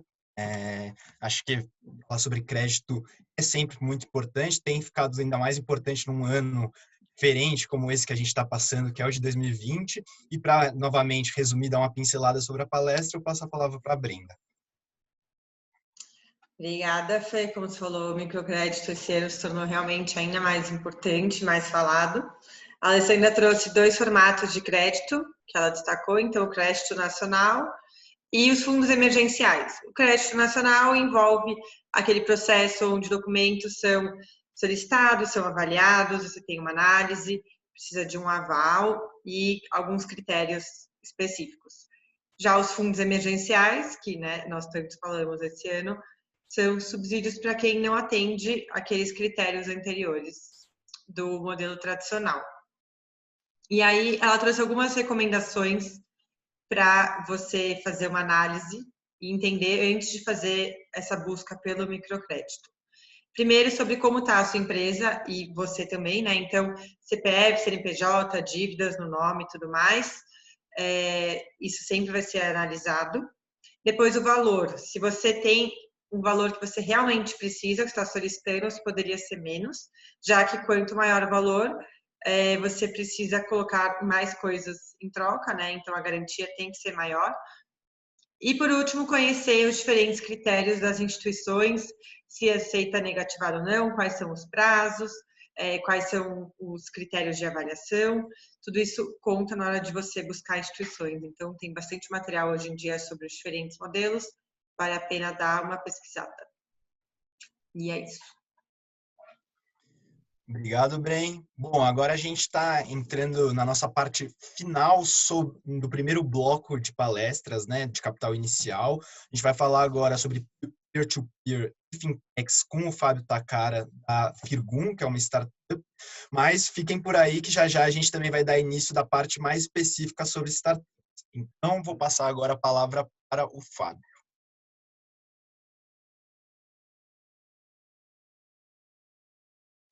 Olá, tudo bom? Meu nome é Fábio e eu sou o fundador da Firgum. A Firgum é uma fintech social e a gente facilita o acesso ao microcrédito produtivo para microempreendedores que pertencem a grupos minoritários.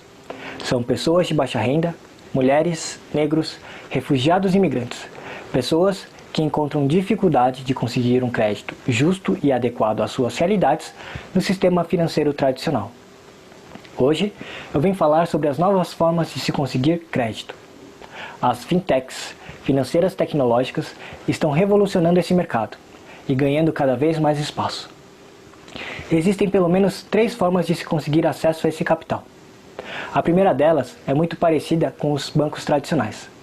Algumas fintechs possuem capital próprio para ofertar o crédito.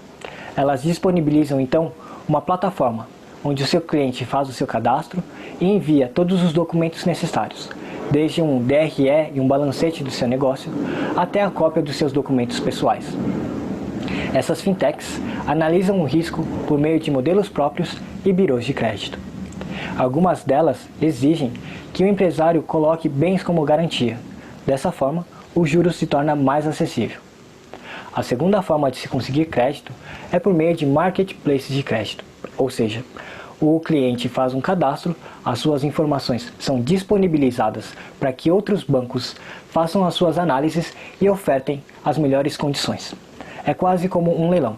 Com um único cadastro, esse cliente recebe no seu e-mail ou por SMS diversas propostas e ele pode escolher então aquele que melhor se adequa à sua realidade. Um menor juros, maior prazo de carência ou maior tempo de pagamento. A terceira forma é o peer-to-peer lending, ou seja, uma marketplace onde conecta negócios com investidores. A diferença nesse caso é que o empreendedor ele tem um juros mais acessível, porque não existe a intermediação de um banco. E o investidor ele também ganha, porque ele consegue acesso a investimentos com rentabilidade superior ao que os bancos normalmente ofertam. Uma outra diferença é que o período de captação pode ser grande e o crédito pode demorar a acontecer. Se o empreendedor ele tem uma necessidade maior de receber esse capital num prazo menor, ele pode não ser atendido na sua plenitude.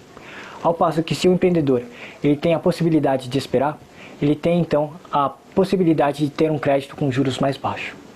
Em todos os casos, as fintechs elas não possuem agência física. Isso é o que os diferencia dos bancos tradicionais. Por não ter agência física, os custos são mais baixos e com isso os juros mais acessíveis. As fintechs, por serem digitais, conseguem ter acesso, conseguem disponibilizar o seu crédito para todas as pessoas no Brasil. Elas não precisam ir até um local. Isso também facilita a vida do empreendedor, que não tem que se deslocar até uma agência bancária para solicitar o crédito. No conforto da sua casa ou do seu escritório, ele consegue fazer todos os trâmites necessários. Os juros são sempre uma meta das fintechs, buscar ser mais acessíveis. A Firgum, por exemplo, trabalha com juros de 1% ao mês. O empreendedor, que é nosso cliente, se fosse buscar no mercado, teria uma taxa de juros média de aproximadamente 4%. As fintechs vieram para revolucionar, e não é de se espantar que nos próximos anos o número de fintechs cresça no Brasil.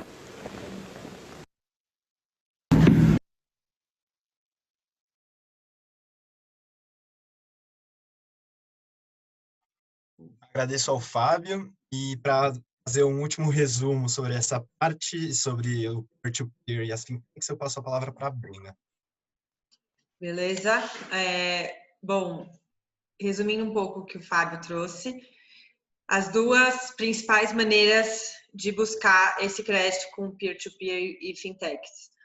Primeiro, seria esse formato de marketplace de crédito. Então, como ele falou, você, empreendedor, coloca as suas opções, né? O que você está buscando dentro da plataforma. E os bancos oferecem empréstimos para você com os termos deles, mais tempo, menos tempo, mais juros, menos juros, por aí vai. E você toma uma decisão dentro disso. O outro é o peer-to-peer, então o marketplace que conecta negócios com os investidores. Nesse caso, os juros são mais acessíveis, não tem um banco intermediando essa conversa, então pode acelerar o processo, e o investidor também consegue uma rentabilidade maior, então pode ser vantajoso. A Maria Rita até comentou lá no começo sobre alguma pergunta aqui em relação à captação, acho que eram R$10 mil, e ela até deu o exemplo do peer-to-peer, funciona muito bem para esse tipo de negócio, onde são valores menores e você consegue ter uma conversa com alguém sobre as suas necessidades. Acho que encerramos esse bloco. Fê, fique à vontade. Obrigado, Bren. Bom, então a gente encerra o primeiro bloco sobre formas de capital inicial e agora a gente vai entrar num segundo bloco mais específico, sobre capital para startups.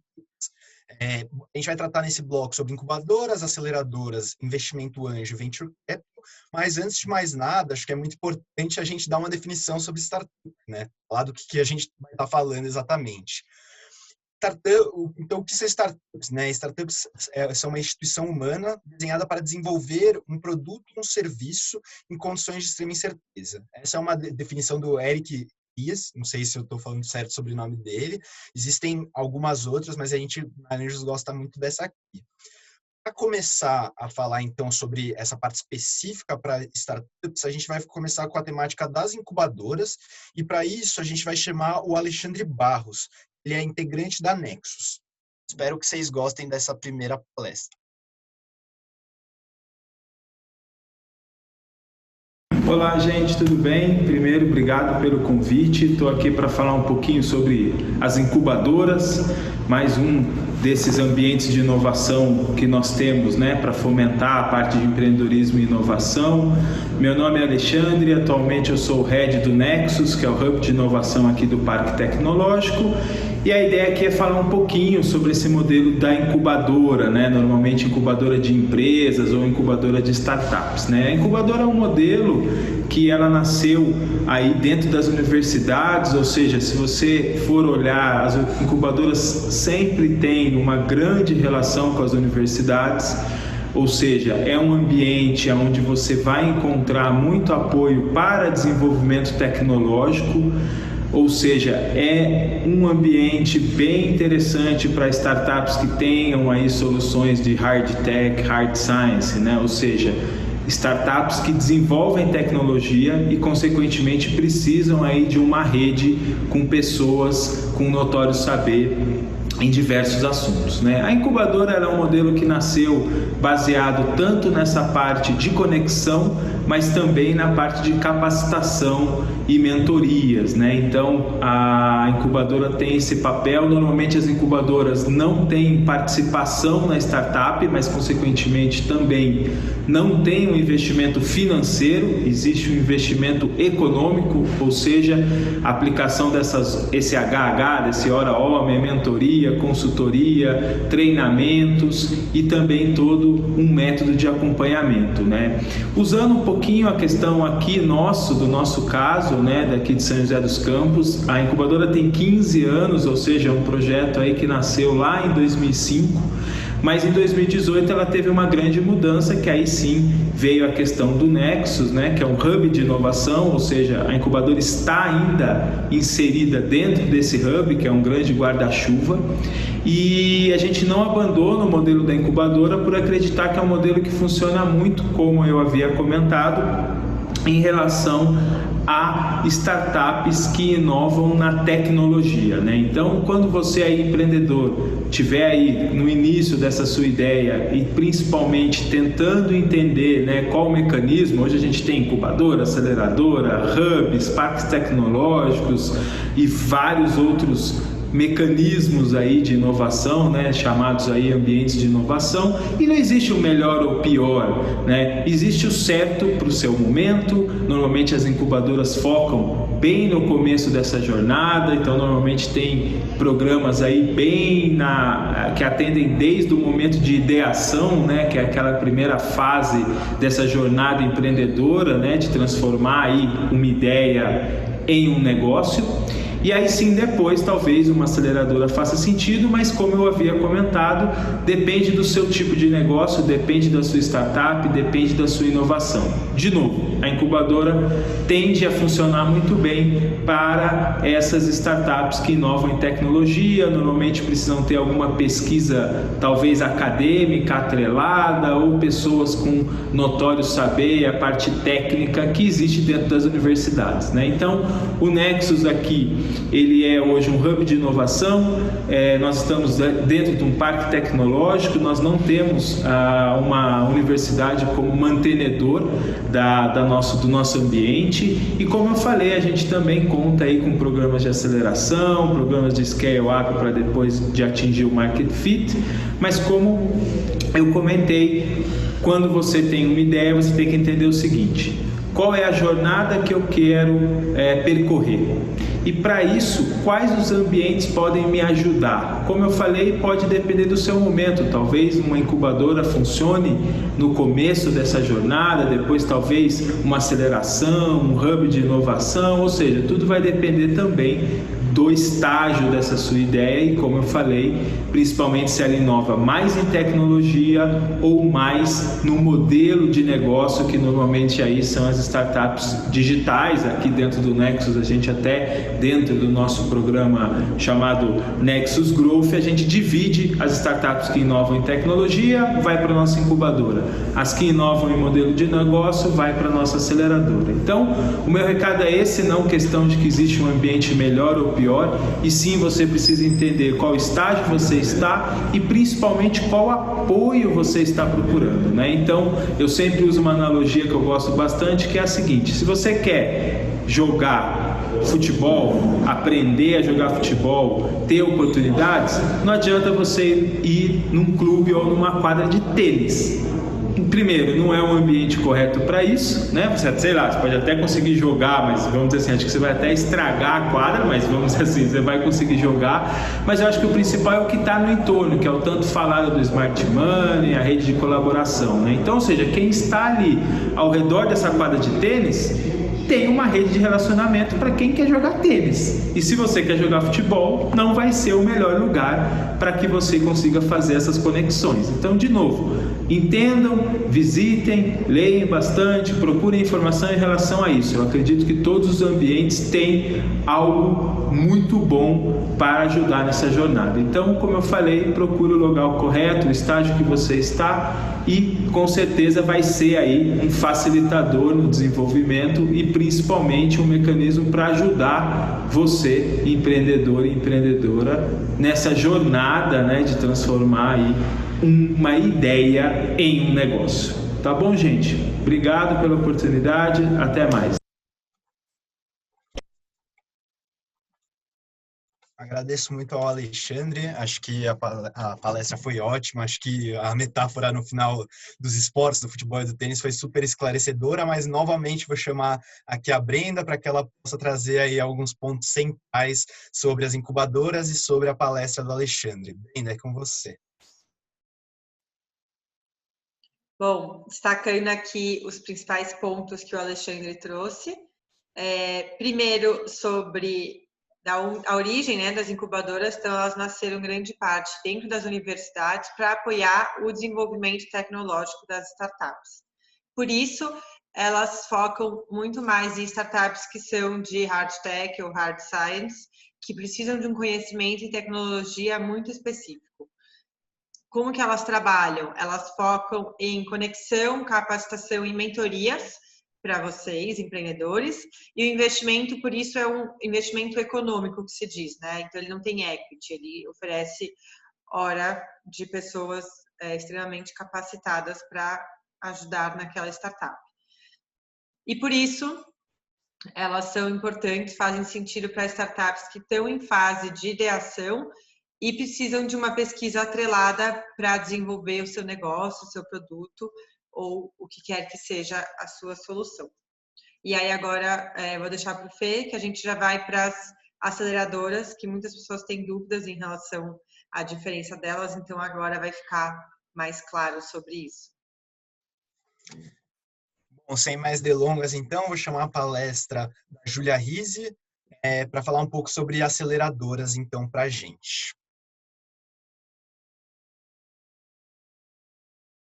Olá pessoal, tudo bem com vocês? Meu nome é Júlia, hoje eu coordeno o processo de seleção de startups aqui na UOL Aceleradora e eu tô aqui para falar um pouquinho com vocês sobre aceleração, como funcionam as aceleradoras, o que elas buscam, o que elas oferecem, enfim. Legal, então vamos lá, vamos falar sobre o que é uma aceleradora para começar.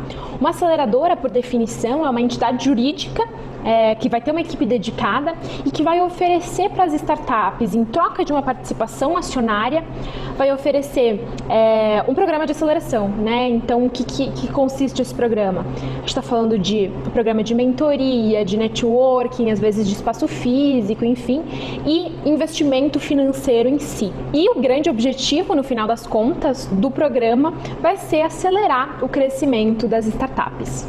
E aí, falando um pouco mais de programa de aceleração, como que geralmente funciona? Os programas costumam levar de 4 a 12 meses de trabalho mais intenso, tá? Na média, e eles vão se basear em alguns pilares, né? Um desses pilares, geralmente, é programa de mentoria, né? Então, dentro da aceleração, as aceleradoras vão oferecer programas de mentoria estruturado, né? Com mentores especialistas dos mercados, especialistas em tecnologia, enfim, para poder apoiar as startups tanto de uma maneira mais estratégica, né, a longo prazo, quanto com alguns desafios mais específicos. Então, esse é o primeiro ponto. Um segundo ponto é networking, né, e conexões de uma maneira ampla. Então, a aceleradora vai se preocupar em ter um networking muito forte, né, tanto de investidores, de mentores, de parceiros, enfim, para poder colocar as startups no lugar certo, no momento certo, né, e poder aumentar aí suas chances de sucesso. Além disso, as aceleradoras costumam oferecer uma rede de parceiros muito grande, né? Então, tanto de parceiros jurídicos, de marketing, as mais diversas plataformas, enfim.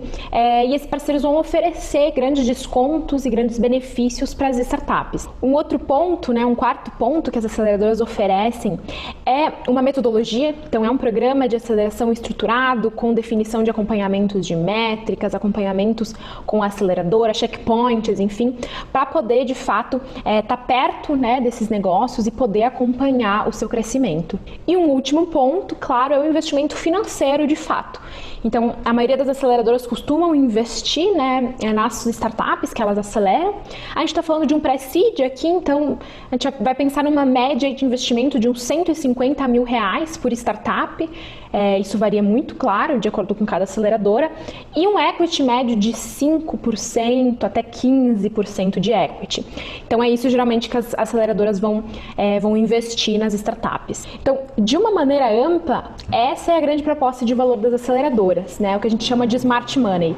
Então, muito além do investimento financeiro, todo um programa, né, de aceleração estruturado e preparado, pensando, né, em acelerar realmente o crescimento das startups. E aí, falando um pouco sobre o que as aceleradoras buscam, né, como startups. Falando de estágio, né, geralmente as aceleradoras vão buscar startups que estão no estágio bem inicial, mas que já estão aí com um protótipo, já estão rodando um MVP, então que já tem alguma execução de fato. Mas isso não é uma regra, tá? E aí, claro, as aceleradoras podem pegar também startups um pouco mais maduras, né, que já estão com alguma curva de crescimento de receita, mas de qualquer maneira a gente está falando de um estágio muito inicial. Então, o que as aceleradoras vão olhar, né, nessas startups? Vão olhar alguns pontos básicos, né? Vão olhar potencial de mercado, vão olhar modelo de negócio, se é um modelo de negócio escalável, vão olhar o que esse negócio tem de inovador, de fato, né? Mas principalmente vão olhar para a equipe.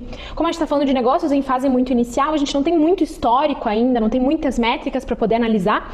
Então, as aceleradoras vão dar muito valor, né, para quem são esses empreendedores, como essa equipe é formada, é uma equipe complementar, está estruturada ou não, enfim. Então, isso é um ponto super relevante.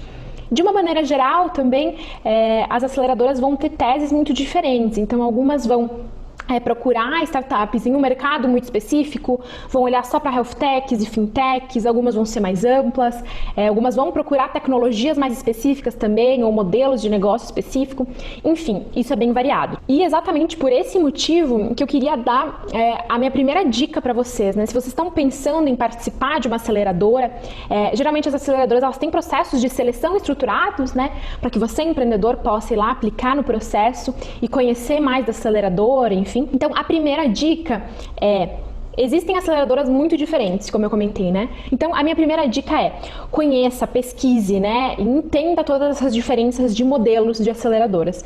Certamente tem uma que vai se encaixar melhor com o seu negócio, com o que você busca, com o seu foco, enfim.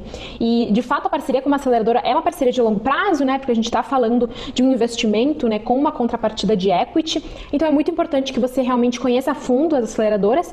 E uma das melhores formas de fazer isso é conversando com empreendedores que já passaram pelos programas, né, que de fato tiveram essa vivência e sem dúvida vão poder te falar, né, muito bem o que funciona, o que não funciona, pontos positivos e negativos em cada uma das aceleradoras. E a minha segunda e última dica é foque em provar agregação de valor. Foque, né, em trazer onde de fato vocês conseguem ajudar os clientes, né, por que os clientes, os usuários utilizam a sua solução, criar os primeiros cases, né, de uso, as suas primeiras aplicações de uso, enfim.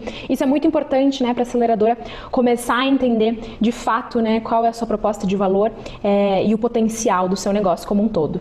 Pessoal, acho que é isso, de uma maneira super ampla, né, falando sobre aceleradoras. Espero que tenha ficado claro. Se vocês tiverem alguma dúvida, podem me mandar um e-mail para julia@uol.ac, tá bem? É isso, obrigada. Tchau, tchau.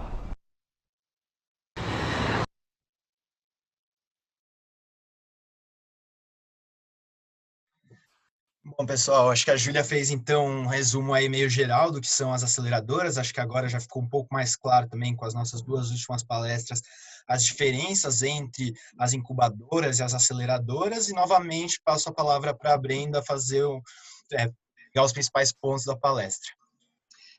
Vamos lá.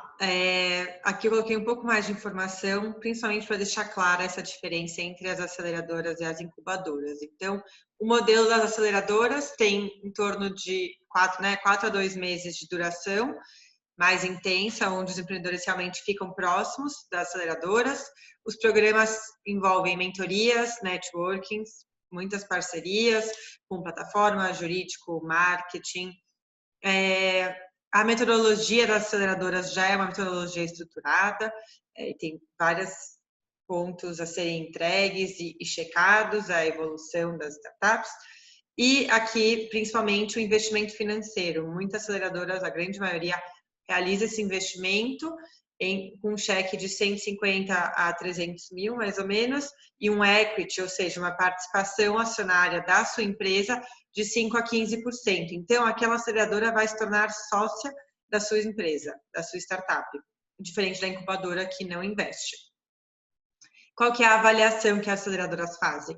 Elas olham o potencial de mercado da sua startup, se o seu modelo de negócio é escalável, a inovação, principalmente a equipe, porque nesse estágio ainda não teve tanta coisa feita, então eles precisam entender se a sua equipe é complementar, se ela é bem estruturada e se a tese está dentro do que cada aceleradora investe e acelera.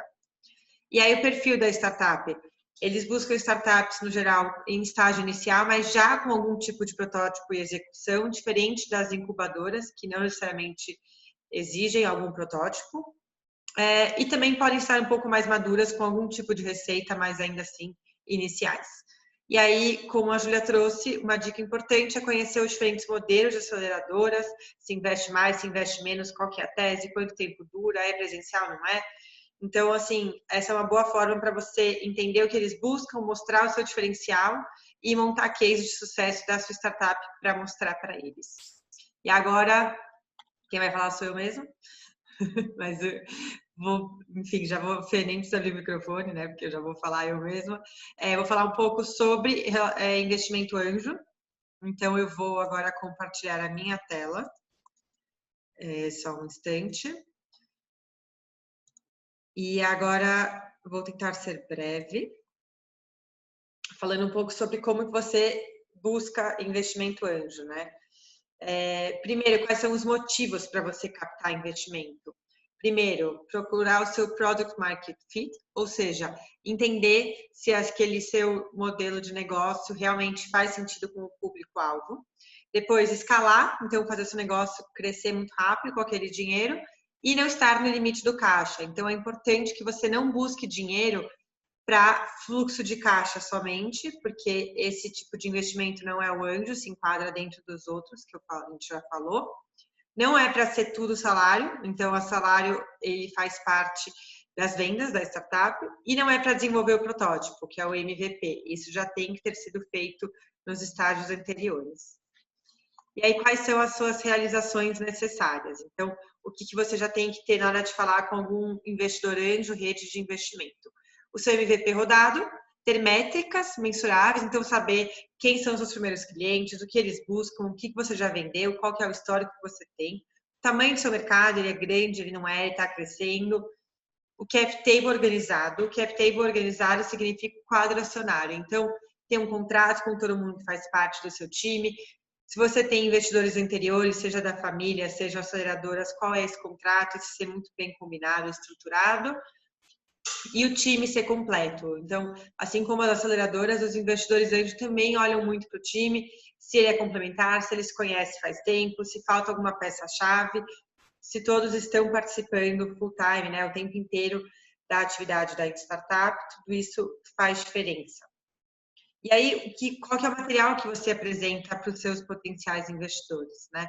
Você tem que ter um pitch deck, então uma apresentação, PowerPoint, onde você leva para esses investidores o problema que você está resolvendo, qual que é o mercado que você vai poder atender, qual que é a sua inovação, e aqui é importante falar de concorrência, então se você vende algum tipo de alimento inovador, qual que é a diferença em relação aos concorrentes, quem já vende isso, quem vende algo semelhante, qual que é o seu time, como eu falei, a gente olha muito para time, o que vocês fazem juntos, se vocês se conhecem faz tempo, se participam da empresa. Realizações, então os números, quais são as métricas, quem são os seus clientes, quanto você já vendeu, se vendeu bem ou não, se tem muitos que desistiram ou não. E, por último, a captação. Falem o quanto vocês estão buscando, para onde vai esse valor, quanto tempo vai durar esse dinheiro, tudo isso eles gostam de saber. E aí tenha sempre um pitch, né, uma fala ensaiada, então um mais longo, de até 10 minutos, e um mais curto, para eles poderem ouvir o que você tem a contar de maneira estruturada. Seja sempre simples e sincero na hora de levar essa comunicação, porque os investidores gostam de ver quem está por trás daquela empresa. Falando sobre os valores e prazos, então, primeiro, o cheque dentro de uma rede de investimento anjo, que é o caso da Anjos do Brasil, existem várias outras, vai de 200 até 800 mil. Um co-investimento entre redes pode chegar ali até 1,5 milhão. As redes investem entre elas, até com fundos. Os prazos, a avaliação leva 1 mês, com 3 etapas, isso especificamente da Anjos do Brasil. Vocês, empreendedores, se apresentam em encontros de investidores da nossa rede. Todos os meses a gente apresenta startups. A captação depois do encontro leva de 3 a 5 meses, dependendo de conversa, advogado, documentos, tudo mais. Então, a gente sempre recomenda que vocês comecem a pensar nessa captação 8 meses antes, para não ter nenhuma corda no pescoço, não passar sufoco sem ter aquele investimento. E aí, falando um pouco sobre as etapas da apresentação. Primeiro, as startups se inscrevem no nosso Gush, que é uma plataforma, ela é internacional, não é da Anjos do Brasil, a gente usa ela, assim como outras redes.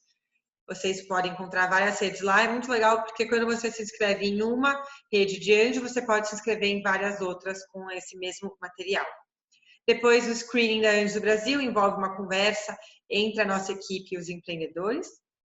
A última etapa, antes da apresentação, envolve convidar 2 investidores da nossa rede, que são investidores C-Level, para conversarem com os empreendedores e trazerem uma visão sobre o negócio, se aquele mercado realmente tem aquela demanda, se é uma dor real, se os clientes vão ter interesse naquilo. E aí a gente ajuda vocês, empreendedores, na preparação final para apresentar para os investidores no encontro. E aqui, assim, a gente, lógico, não tem como entrar em tantos detalhes, mas no nosso site tem muita informação. O que eu gostaria de destacar é que o nosso processo, ele é pró-empreendedor, a gente tenta agregar valor em todos os momentos para os empreendedores, porque a gente sabe que é um processo que demanda tempo e energia de vocês.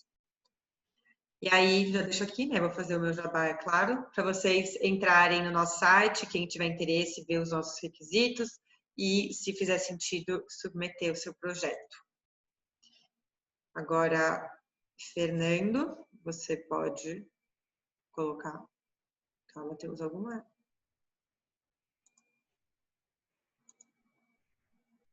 Pronto. Eu vou destacar aqui alguns pontos sobre o investimento anjo. Então, primeiro, como eu falei, a rede investe até R$800 mil. A gente faz um co-investimento de até R$1,5 milhão. Os prazos levam em torno de 6 meses, então é muito importante que vocês prestem atenção nisso, para não buscar esse dinheiro quando vocês já estiverem em uma situação complicada.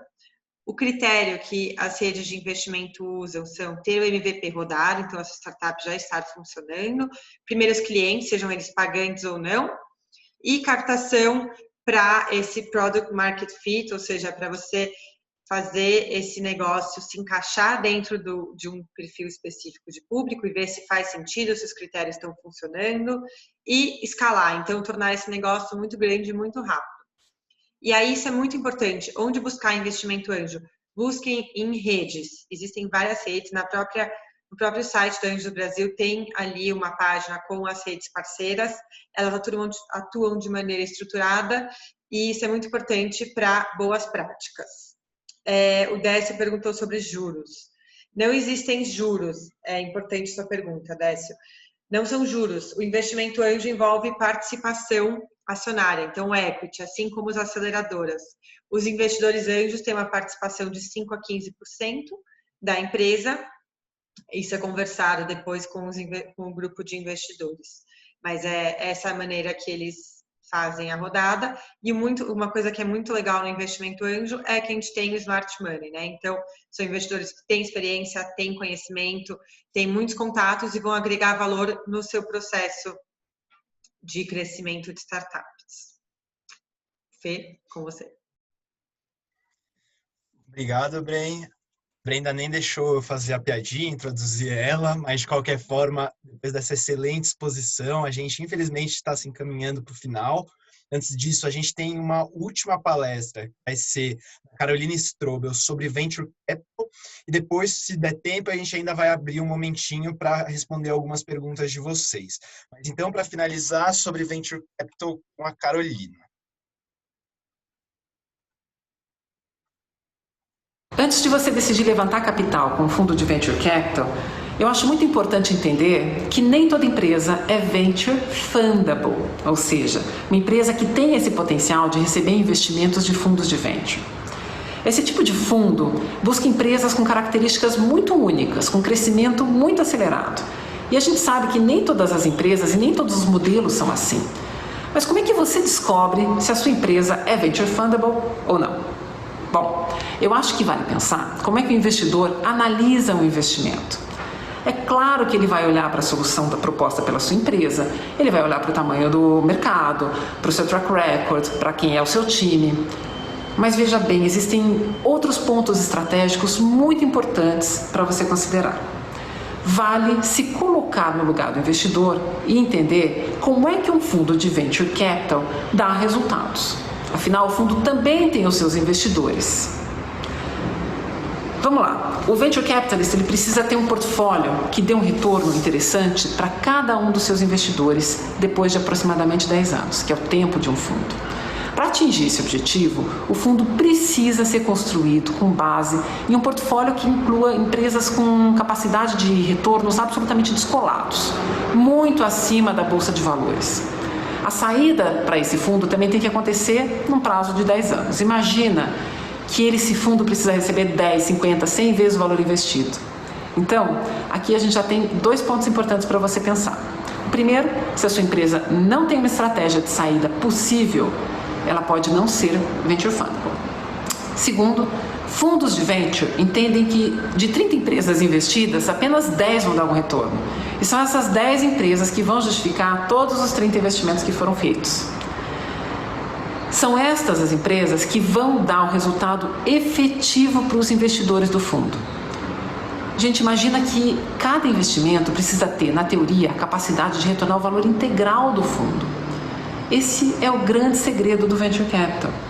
Então, negócios altamente escaláveis, dentro de mercados amplos, que exijam pouco headcount, menos gasto com pesquisa, eles obviamente levam vantagem na visão de um Venture Capitalist. E também é por isso que as empresas com crescimento estável, com modelos de negócios já aprovados, em segmentos nichados, podem não ser exatamente o tipo de startups que o Venture está olhando. Antes de conversar com esses fundos, é legal você analisar se a sua startup tem esse potencial. Se ela consegue retornar 50, 70, 100 vezes o valor investido em um período de 8 a 10 anos. Se você concluir que não, talvez a sua empresa não seja venture fundable. E aí, existem outras possibilidades de funding que você deve buscar. Agora, não é fácil reconhecer empresas que tenham possibilidade de um crescimento exponencial. Mais difícil ainda é entender qual é o time que vai executar uma estratégia de crescimento com perfeição. Por conta dessa mecânica, os venture capitalists, eles dizem não a ótimos times e a excelentes startups. Acontece. Outra coisa importante, os investidores viram seus sócios. Não dá para você colocar na empresa um fundo de venture que você não admire e que não adicione valor. O fundo precisa fazer com que o seu crescimento aconteça ainda mais rápido. A gente sabe que crescer exige muita dedicação e trabalho duro. Tenha pessoas com esse mesmo mindset ao seu lado. Você vai precisar de ajuda. Escolha bem.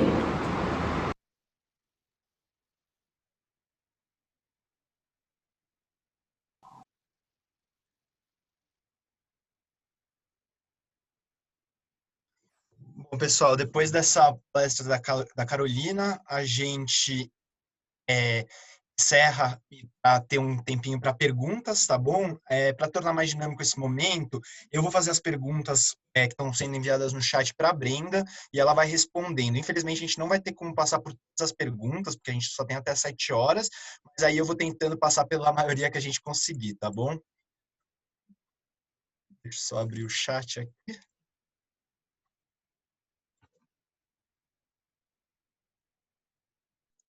Acho importante, enquanto você vai resumindo aí, destacar 2 coisas sobre o que a Carol falou.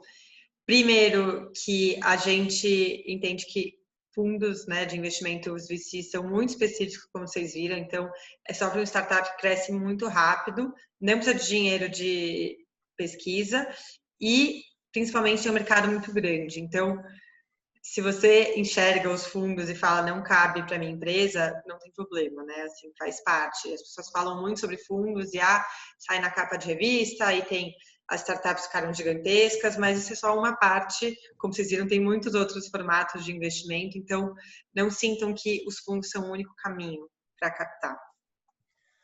Bom, iniciando aqui com a pergunta da Sulamita, que também é da Janaína. Brenda, elas perguntam, é melhor ter uma aceleradora antes de apresentar ao investidor anjo? Bom, passar por um processo de aceleradoras antes de ter investimento anjo não é obrigatório. Ele ajuda muito as startups, porque as aceleradoras têm uma metodologia, como a Júlia falou, que é super estruturada e ajuda vocês a aprenderem, evoluírem e desenvolverem mais a empresa antes de buscar o investidor anjo, mas não é obrigatório. Vai te ajudar a se preparar mais, mas você consegue captar investimento anjo sem ter passado por uma aceleradora ainda. Daí tem outra da Janaína, que ela pergunta como eu faço para fazer o pitch, mostrar para os investidores anjo.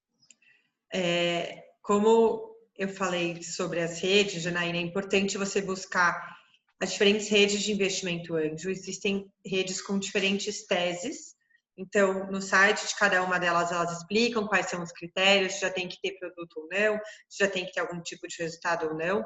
No site da Anjos do Brasil tem uma página sobre as redes parceiras da Anjos do Brasil, ali tem em torno de 20, existem outras.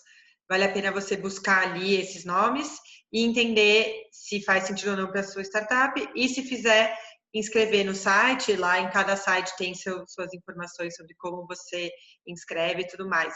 E aí, sobre como montar um pitch, inclusive, tem tem muitos lugares, mas assim, eu posso falar do nosso site, porque eu conheço ele mais do que outros lugares.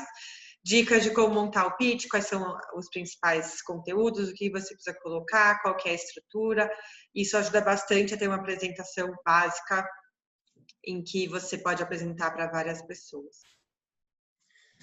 Bom, continuando sobre investimento anjo, o Roberto Carvalho ele pergunta se todos os negócios que envolvem um investidor anjo, se ele entra com participação.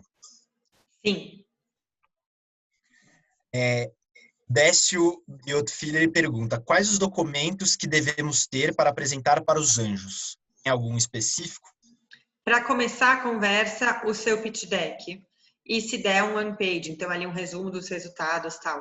E aí, dali em diante, vale a pena você esperar a conversa evoluir para você desenvolver os outros documentos, porque senão eles vão envolver muito tempo e energia sua para algo que talvez nem seja o melhor caminho. Então, começando por um bom pitch, um bom resumo, né, um one page ali, uma página só contando sobre você, já vai poder abrir as portas para você entender se vale seguir ou não. Os estágios seguintes, então a chamada diligência técnica e tudo mais, você encontra, a gente tem ali um documento sobre os nossos documentos legais que as startups precisam apresentar. É isso. Bem, acho que tem uma outra do Décio que é importante, que ele pergunta se pitch e plano de negócios é a mesma coisa, se pitch é o plano de negócios. Não. O pitch é uma apresentação PowerPoint em que você leva os principais pontos da sua startup para os investidores. Então, você fala sobre o mercado que você vai falar, quem são os seus clientes, quais são a sua inovação, quem é o seu time. Você dá um mini resumo do que você faz e por que você está buscando ele. Um plano de negócio é algo mais complexo, você precisa ter um pouco mais de informação, precisa ter projeções, precisa ter premissas, e isso você não vai colocar nesse PowerPoint. O pitch é um PowerPoint mais curto, então ali em torno de entre 10 e 30 slides, né? Isso é uma média, não é uma regra. E um plano de negócio costuma ser um documento um pouco mais longo, tem planilhas, tem projeções em que você vai discutir para onde vai aquele dinheiro, como que você vai crescer e quais são os seus próximos passos. Uma que foi originalmente para Maria Rita, mas vou fazer novamente ela. Aí, Brenda, você fala se você consegue ajudar. Da Ana Gabriela Dias, ela fala que ela está trabalhando em uma ideia de negócio, que por enquanto só o Love Money tem ajudado ela. Ela queria saber qual que seria o meio mais adequado agora para continuar o negócio de investimento. Bom, isso depende muito de em que estágio esse negócio está com esse Love Money. Então, se ele tem algum tipo de resultado ou não, se vai crescer rápido ou não. Então, nesse caso, de verdade, qualquer um desses formatos, tirando o fundo de investimento, pode ser a próxima etapa. Todos os formatos de captação de investimento que a gente falou podem funcionar. Pode ser uma aceleradora, pode ser investimento anjo, pode ser microcrédito, pode ser até um crowdfunding. Depende muito do que ela está buscando. É importante vocês entenderem se vocês precisam de um smart money por trás. Smart money é aquele dinheiro que vem junto com conhecimento. Então, podem ser pessoas muito especialistas, ter pessoas que abrem portas. Você precisa disso ou se não, se é realmente só o dinheiro, e nesse caso não precisa de novos sócios, só precisa daquele valor para fazer algo crescer. Então, isso é importante você observar. Bom, e para encerrar, eu vou fazer duas últimas, da Janaína e da Aline.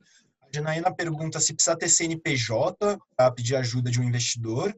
E a Aline, ela pergunta se para ter o investimento anjo, se ela já precisa ter o negócio dela em execução, ou se pode ser só uma ideia que ainda não foi colocada em prática. Bom, a primeira pergunta sobre o CNPJ, de preferência sim. Se não tiver CNPJ ainda, já está no processo de emitir ele. A gente sabe que o CNPJ dá trabalho. Mas, emendando até na segunda pergunta, o critério das redes de investimento anjo, a Anjos do Brasil, eu posso falar com mais segurança, é que você já tem um protótipo da sua empresa funcionando e você já tem os primeiros clientes. Então, normalmente, quando você já está nesse estágio, o CNPJ existe. O estágio anterior a esse são as incubadoras e as aceleradoras. Então, se você ainda não tem a sua empresa funcionando, ela ainda não está aberta e, por enquanto, ela é uma ideia, né, o que a gente chama de investir na apresentação, no PowerPoint, isso costuma fazer muito mais sentido para dinheiro love money, que a gente chama, então famílias e amigos, ou para incubadoras ou aceleradoras. Não vale a pena ainda você buscar um investidor anjo, porque ele vai querer ver números que talvez você ainda não possa mostrar para ele. Obrigado, Bren. Bom, gente, queria agradecer todo mundo que ficou com a gente até aqui. Acho que o evento foi super proveitoso para todos nós. Então, queria agradecer a presença, agradecer as perguntas, a interação. Espero que vocês continuem indo atrás de conteúdos, dos livros que foram indicados, das empresas, sites que também foram indicados, para que possam colocar em prática essa busca por capital que é muito importante.